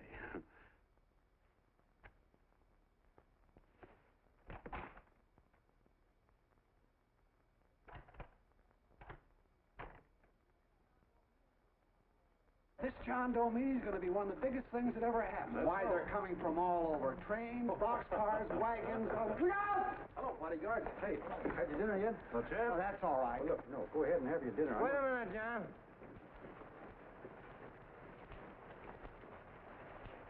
Hello, Mr. Connell. All right, John. John, I want to have a little talk with you. What's the matter? Are you falling? Come here. Hey, boss. Oh, quiet. Say, tell me something. Did you read the speech you're going to make tonight? No, I never read the speeches before I make them. I get more of a kick out of it that way. Uh-huh. It's just exactly what I thought. Beanie, go on down to the office, tell Papa to give you the speech. There's a copy on my desk. Gee whiz, boss, you know Mr. Norton told me not to leave him, not even for a minute. Go on. We'll be at Jim's bar up the street. You're a nice guy, John. I like you. You're gentle. I always like gentle people. Me, I'm hard. Hard and tough. I gotta use it for hard people. Gotta be gentle to suit me. Like you, for instance.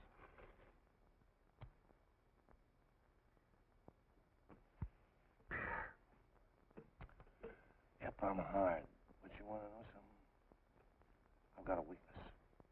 I guess that, would you? I have. Want to know this? Star-Spangled Banner. Screw you. Well, maybe it is, but play the Star-Spangled Banner. I'm a sucker for it. Always gets me right here. Know what I mean? Yeah, it gets me right back here. Oh, back there, huh? Well, every man to his own taste. You weren't old enough. You weren't old enough for the World War, were you, Jim? No, of course not. Oh, you must have been just kidding. I was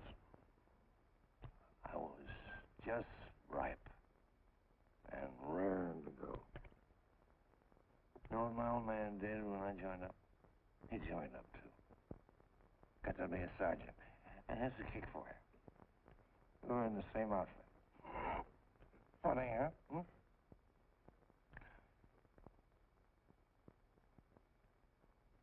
He was killed, John. I saw him get it. I was right there, and I saw it with my own eyes.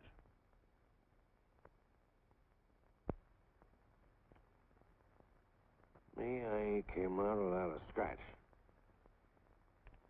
That is, excepting my ulcers.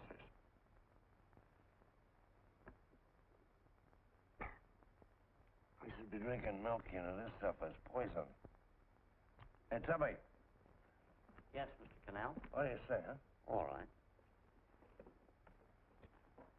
Yep, I'm a sucker for this country.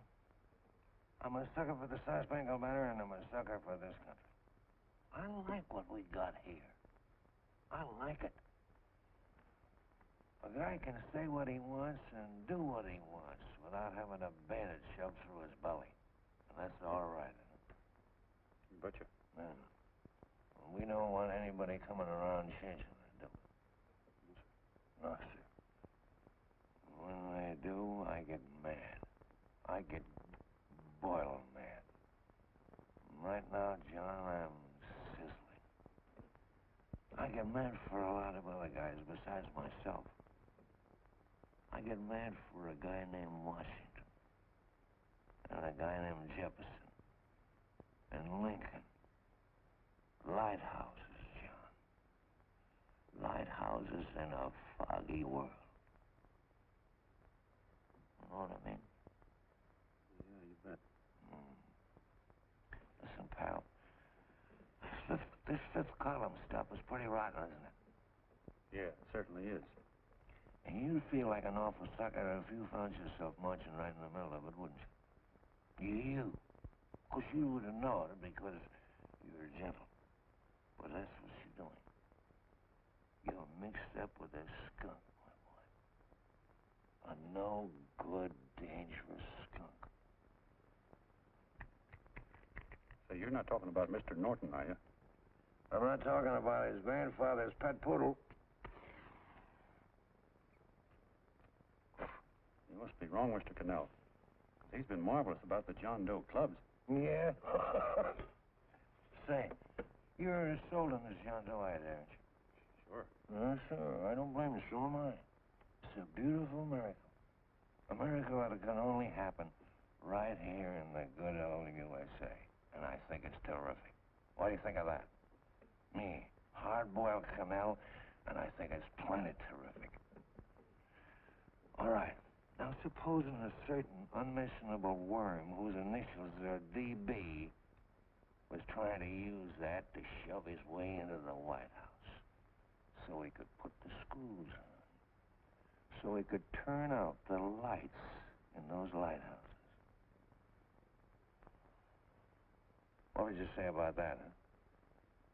Nobody's going to do that, Mr. Cannell. They can't use the John Doe clubs for politics. That's the main idea. Is that so? Then what's a big political boss like Hammer doing in town? And a labor leader like Bennett? And a lot of other big shots are up at DB's house right now. Wolves, John. Wolves. Waiting to cut up the John Does. Wait till you get a gander at the speech you're going to make tonight. You're all wet. Miss Mitchell writes those speeches. Nobody can make her write that kind of stuff. They can't, huh? Who do you think writes them? My Aunt Emma? I know she writes them. And gets a big bonus for doing them, too. A mink coat and a diamond bracelet. Don't write them. Why, that gold-grabbing dame would double-cross her own mother for a handful of Chinese yams. Shut up. If you weren't drunk, I'd... Hey, boss. Here's the speech, boss. Hey. Go on and read it, John, and then start sucking. Hey, wait a minute, Mr. Doe. Tubby? Yes, sir. Better bring me a glass of milk.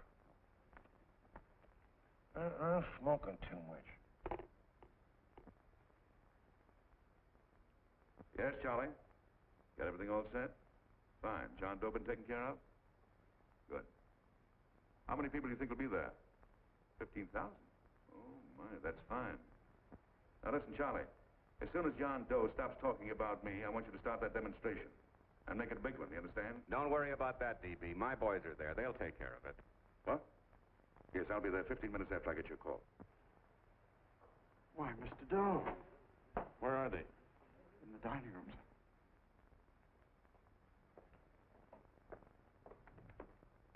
Now, gentlemen, I think we're about ready to throw that great big bombshell. Yeah, well, it's about time. Even a conservative estimate shows that we can count on anywhere between 10 and 20 million John Doe votes. Now, add to that the labor vote that Mr. Bennett will throw in, and the votes controlled by Mr. Hammett and the rest of you gentlemen in your own territories, and nothing can stop us. As I said before, I'm with you, providing you can guarantee the John Doe vote. Don't worry about that. You can count on me on one condition. Little Bennett's got to be taken care of. Didn't I tell you that everybody in this room would be taken care of? My agreement with you gentlemen stands. I'm with you, D.B., but I still think it's a very daring thing we're attempting. These are daring times, Mr. Barrington. We're coming to a new order of things. There's too much talk been going on in this country. Too many concessions have been made. What the American people need is an iron hand. You're right. That's true. You're quite right, D.B. Discipline. Right. And now, may I offer a little toast to Miss Ann Mitchell, the brilliant and beautiful lady who is responsible for all this. Miss Mitchell. Mr. Norton, I'd like to talk to you alone for a minute. Oh, Miss Mitchell has something to say to us.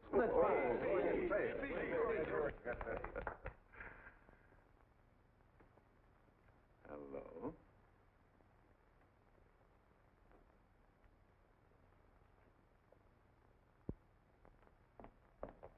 John, I'm so glad to see you.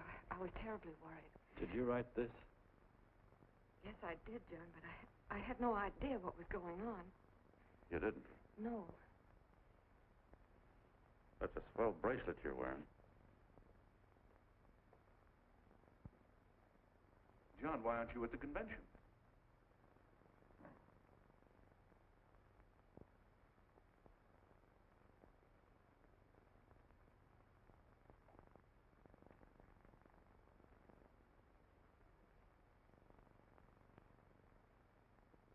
Is there anything wrong? No, nothing's wrong. Everything's fine. So there's going to be a new order of things, huh? Everybody's going to cut himself a nice fat slice of the John Does, eh? You forgot one detail, Mr. Big Shot. You forgot me, the prize stooge of the world.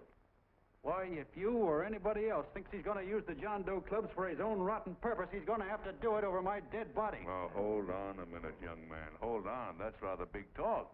I started the John Doe clubs with my money. And I'll decide whether or not they're being properly used. No, you won't. You're through deciding anything. And what's more, I'm going down to that convention, and I'm going to tell those people exactly what you and all your fine feathered friends here are trying to cook up for them.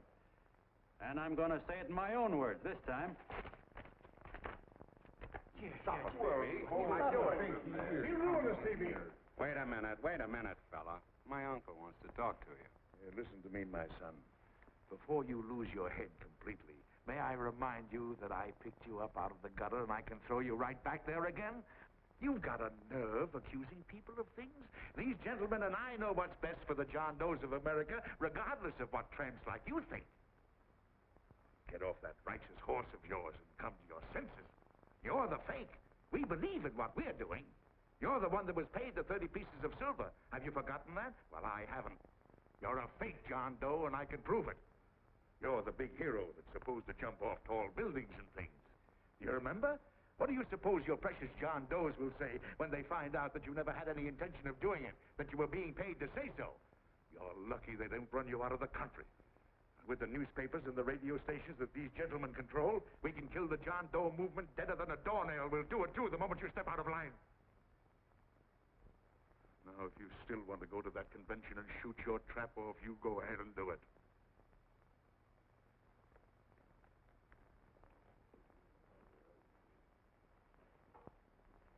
You mean to tell me you'd try to kill the John Doe movement if you can't use it to get what you want? You bet your bottom dollar we would.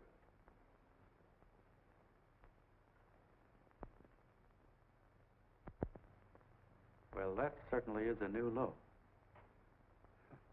I guess I've seen everything now. You sit there back of your big cigars and think of deliberately killing an idea that's made millions of people a little bit happier. An idea that's brought thousands of them here from all over the country, by bus and by freight and jalopies and on foot, so they could pass on to each other their own simple little experiences. Why, look, I'm just a mug and I know it, but I'm beginning to understand a lot of things. Why, your type's as old as history. If you can't lay your dirty fingers on a decent idea and twist it and squeeze it and stuff it into your own pocket, you slap it down. Like dogs, if you can't eat something, you bury it. Why, this is the one worthwhile thing that's come along. People are finally finding out that the guy next door isn't a bad egg. That's simple, isn't it? And yet a thing like this got a chance of spreading till it touches every last doggone human being in the world, and you talk about killing it. Why, when this fire dies down, what's going to be left? More misery, more hunger, and more hate. And what's to prevent that from starting all over again? Nobody knows the answer to that one, and certainly not you with those slimy, bollocksed up theories you got. The John Doe idea may be the answer, though. It may be the one thing capable of saving this cockeyed world. Yet you sit back there on your fat hulks and tell me you'll kill it if you can't use it. Well, you go ahead and try. You couldn't do it in a million years with all your radio stations and all your power. Because it's bigger than whether I'm a fake. It's bigger than your ambitions, and it's bigger than all the bracelets and fur coats in the world. You bet it is, John. And that's exactly what I'm going down there to tell those people. A minute, you ungrateful rat. My uncle's been too good. He's getting away. Give me the boat. John! I've always told you, D.B., you play him with dynamite. Wait. All right, now, get away. Before he gets through tonight, he'll rule us all. I'll stop him cold. Don't worry, I've been ready for this. John! Oh, John, please listen to me. Please, I can explain everything, John. I didn't know what they were going to do. Let me go with you, John. John, please. Go ahead, driver. Full park. Please let me go with you. Please. John! Mr. Martin wants to see you. Listen to me, Mayor Lovett. You do as I say. I want them both arrested. You tell the police department to pick up Canal. I've got the girl here. I've got the bullet. I don't care what you charge him with. If you're worried, let him go in the morning, but keep him in jail overnight. Hello, Bulletin. Put fire on.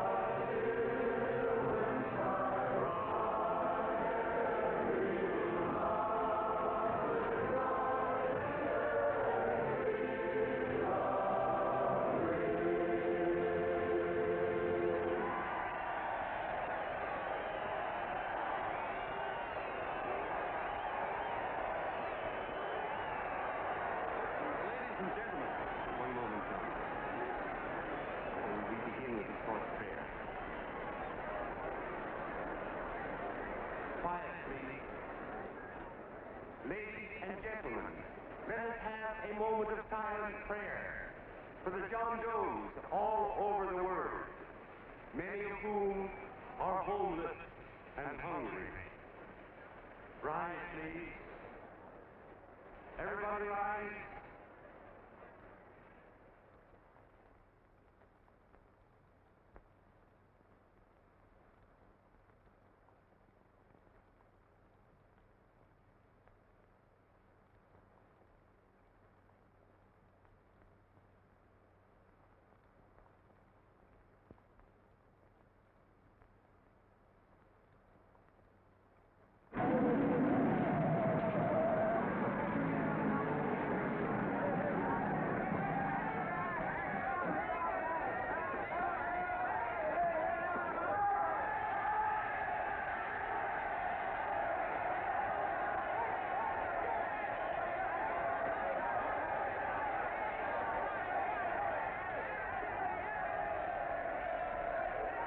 Newsboys. Hundreds of yelling newsboys are swarming into the park like locusts. They're yelling John Doe to fake.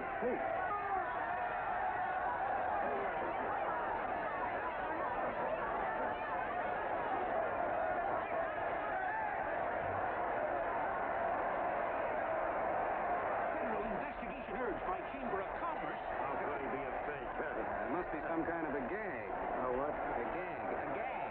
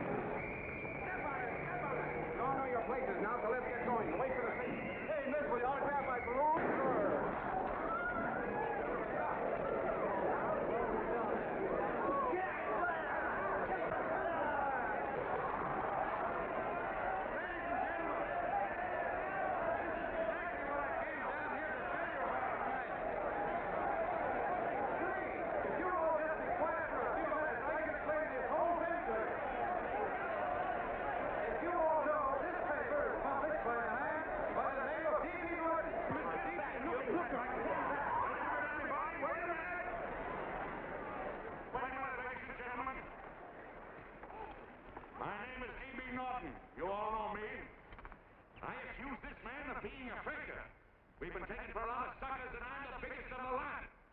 I spend a fortune backing this man in what I believe to be a sincere and worthy cause, just as you all did. And now I find out it's nothing but a cheap racket cooked up by him and two of my employees for the sole purpose of collecting dues from John Does all over the country. That's a lie. It's not a lie. Nickels and dimes to stuff into their own pockets. You can read all about it in the newspapers, then. That's a lie. Listen, This man had no intention of jumping off the top of a building. He was paid to say so. Do you deny that? That's got nothing to do with it. Were you paid for it or weren't you? Yes, I was paid, but there And what about the suicide note? You didn't write that either.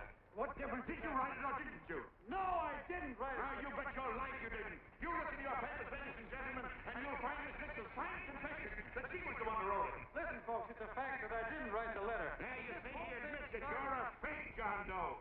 For what you have done to all these good people, they ought to run you out of the country. And I hope they do it.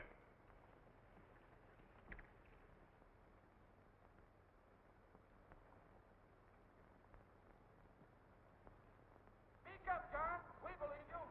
Please, listen, folks. Now that he's through shooting over his face, I've got a couple of things to tell you about. Come on, the rest of you get in here and riot. Break this crowd up. Come on. I'm sorry, folks, but we can't hear him anymore. Something's gone wrong with the loudspeakers. John Doe's a fake! Boo! They can't hear me. This thing's not working. Ladies and gentlemen.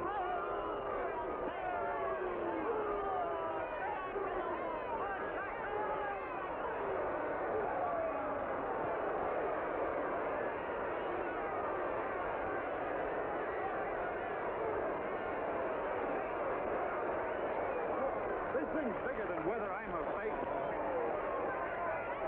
Look, Crick, you believe me, don't you? Sure. I believe you. Walking my legs off, digging up 5,000 signatures for a phony. Well, there you are, Mr. Doe. 5,000 names asking you not to jump off any roof. It makes no difference, Bert. The idea's still good. We don't have to give up our club. Yeah, well, you can have it. They're starting to throw things. Somebody's going to get hurt. I'm afraid it'll be John Doe. Listen to that mob. I'm gonna go. All right, lady. Hey, let go. Let me go. I want to go. Oh, please. Please let me go. They're crucifying him. I can help him. Sorry, sister, we got orders to hold. Oh, it's from who? Can't you see it's a frame up? And oh, mother, they won't let me go. They won't let me go. Listen, folks. You gotta listen to me, everybody. Back to the jungle, you hobo! Just another racket. Stick to your club. We've been fed baloney so long, we're getting used to it.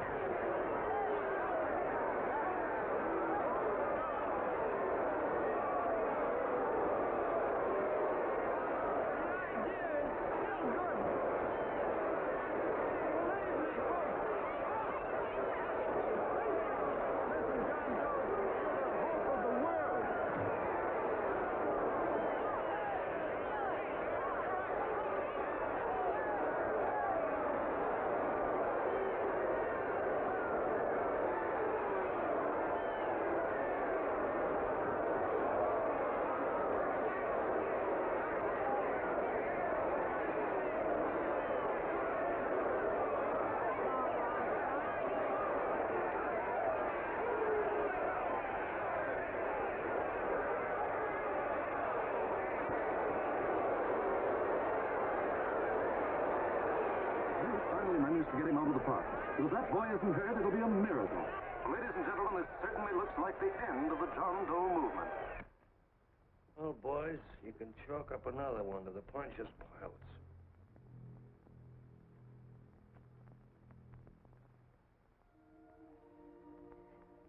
I should have been there. I could have helped him. He was so all alone. A lot of us are going to be mighty ashamed of ourselves after tonight. We certainly didn't give that man much of a chance.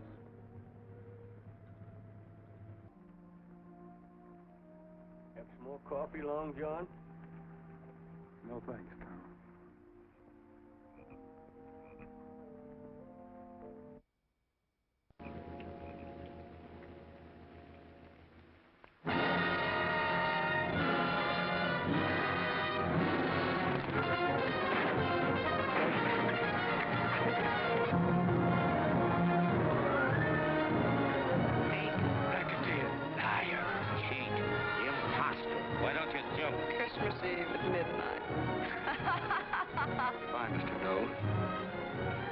You're a wonderful man. And God bless you, my boy. Now get in there and catch him. You're a fake John Doe, and I can prove it. You're the big hero who's supposed to jump off tall buildings and things. Do you remember? What do you suppose your precious John Does will say when they find out that you never had any intention of doing it, that you were being paid to say so? Christmas Eve at midnight.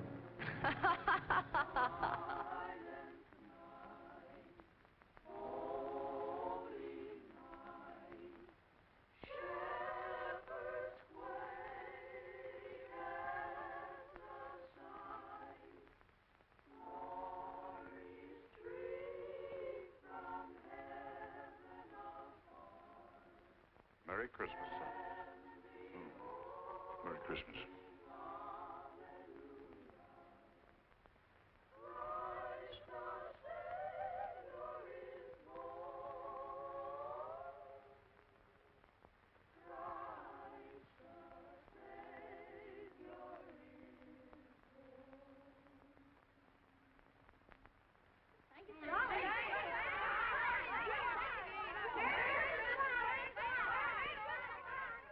Who?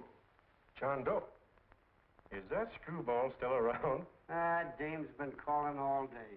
Sure, I know. Yeah, at midnight, huh? Okay, lady. We'll have the place surrounded with nets. They're laughing at me.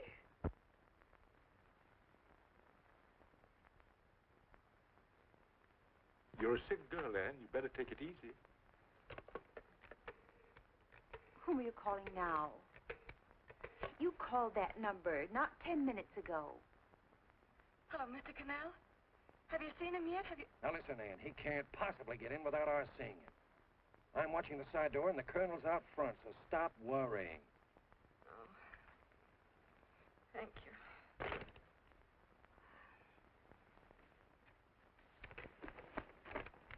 What, Ann? Ann, don't be foolish. If this isn't the craziest, the battiest, the looniest wild goose chase I ever heard of. Shut up, Bert. Sourpuss is right. Yeah, well, if he is, I'm a banana split. That man is going to be on that roof. Don't ask me how I know. I just know, and you know it as well as I do. Sure. I'd like to believe in fairy tales, but a guy that's a fake isn't going to jump off any roof. I don't think he was any fake, not with that face. And anyway, what he stood for wasn't a fake. Okay, honey, okay.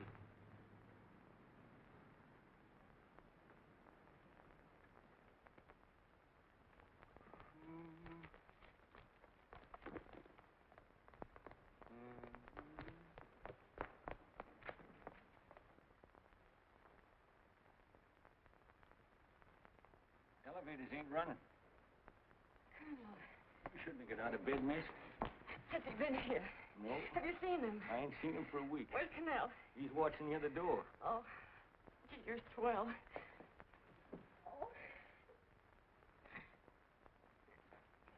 No sense in going up there. I've been here for hours. He ain't here. Let me go, will you? Now that's crazy. It's 14 floors.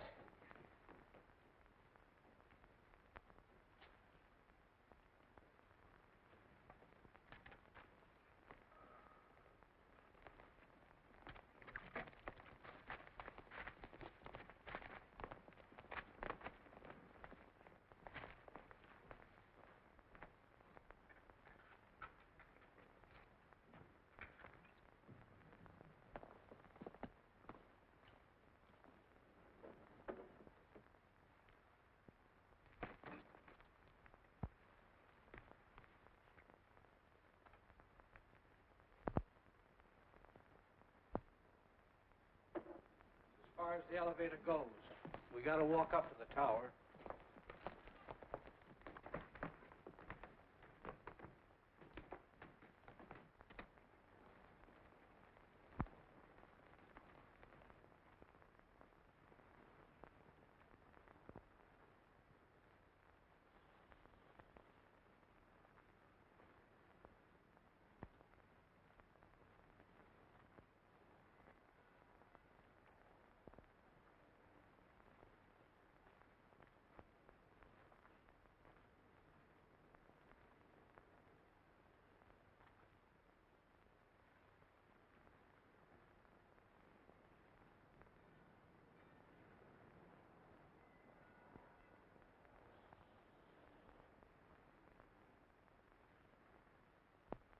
That tramp was probably full of Christmas cheer and asleep in some flop house.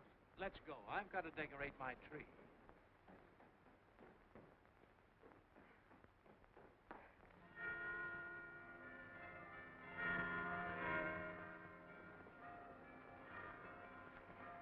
Well, I give up. I don't know what gave us the idea that we'd attempt anything like this. I guess you're right. I'm afraid the joke's on us. Let's go. I hope nobody finds out we've been here.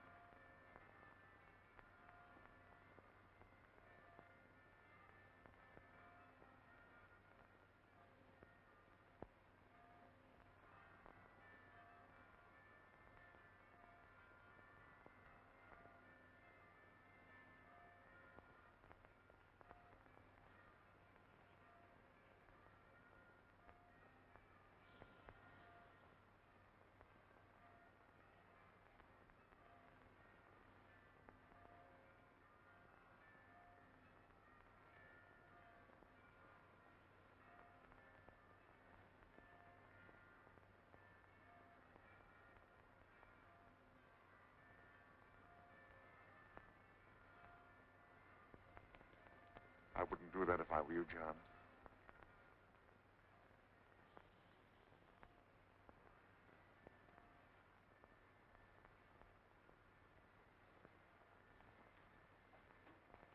It'll do you no good.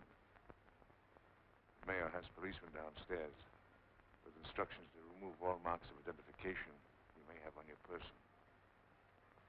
You will be buried in Potter's Field, and you will have accomplished nothing.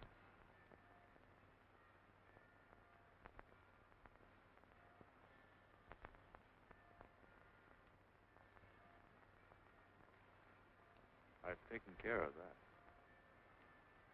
I've already mailed a copy of this letter to Mr. Cannell. John, why don't you forget this foolishness? Stop right where you are, Mr. Norton, if you don't want to go overboard with me.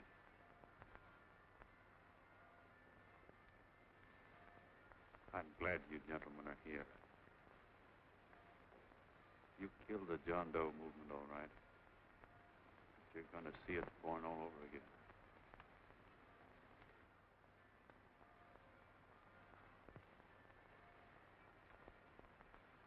Now, take a good look, Mr. Norton. John! John! Oh, John, no, I won't let you. I love you, darling. Oh, please. Please don't give up. We'll start all over again. Just you and I. It isn't too late. The John Doe movement isn't dead yet. You see, John, it isn't dead or they wouldn't be here. It's alive in them. They kept it alive by being afraid of it. That's why they came up here. Oh, darling. Sure, it should have been killed. It was dishonest. But we can start clean now. Just you and I. It'll grow, John, and it'll grow big because it'll be honest this time. Oh, John, if it's worth dying for, it's worth living for. Oh, please, John. Oh. Oh, please, please, God, help me.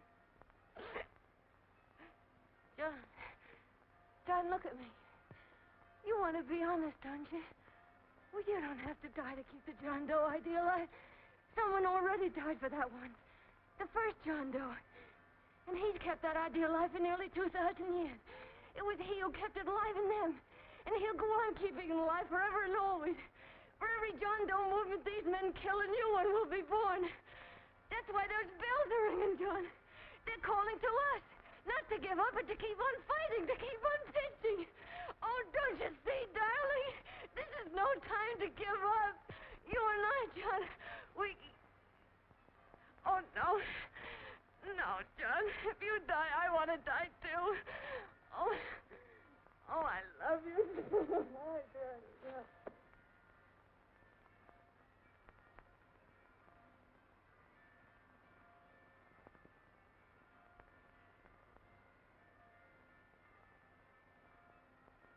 Mr. Doe, you don't have to... We're with you, Mr. Doe. We just lost our heads and acted like a mob. What Bert's trying to say is that we need you, Mr. Doe. There were a lot of us that didn't believe what that man said. We were going to start up our John Doe Club again, whether we saw you or not. Weren't we, Bert? And there were a lot of others that were going to do the same thing. Well, Mr. Sarpus even got a letter from his cousin in Toledo. I got it right here, Mr. Doe. Only it'd be a lot easier with you. Please. Please come with us, Mr. Doe.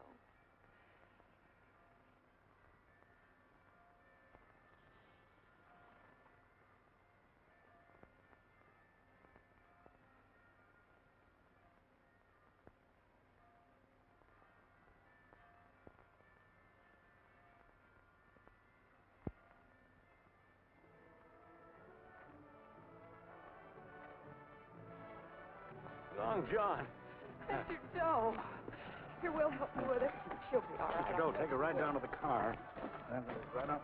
Look, we got a car right down. They are, Norton, the people. Try and lick that.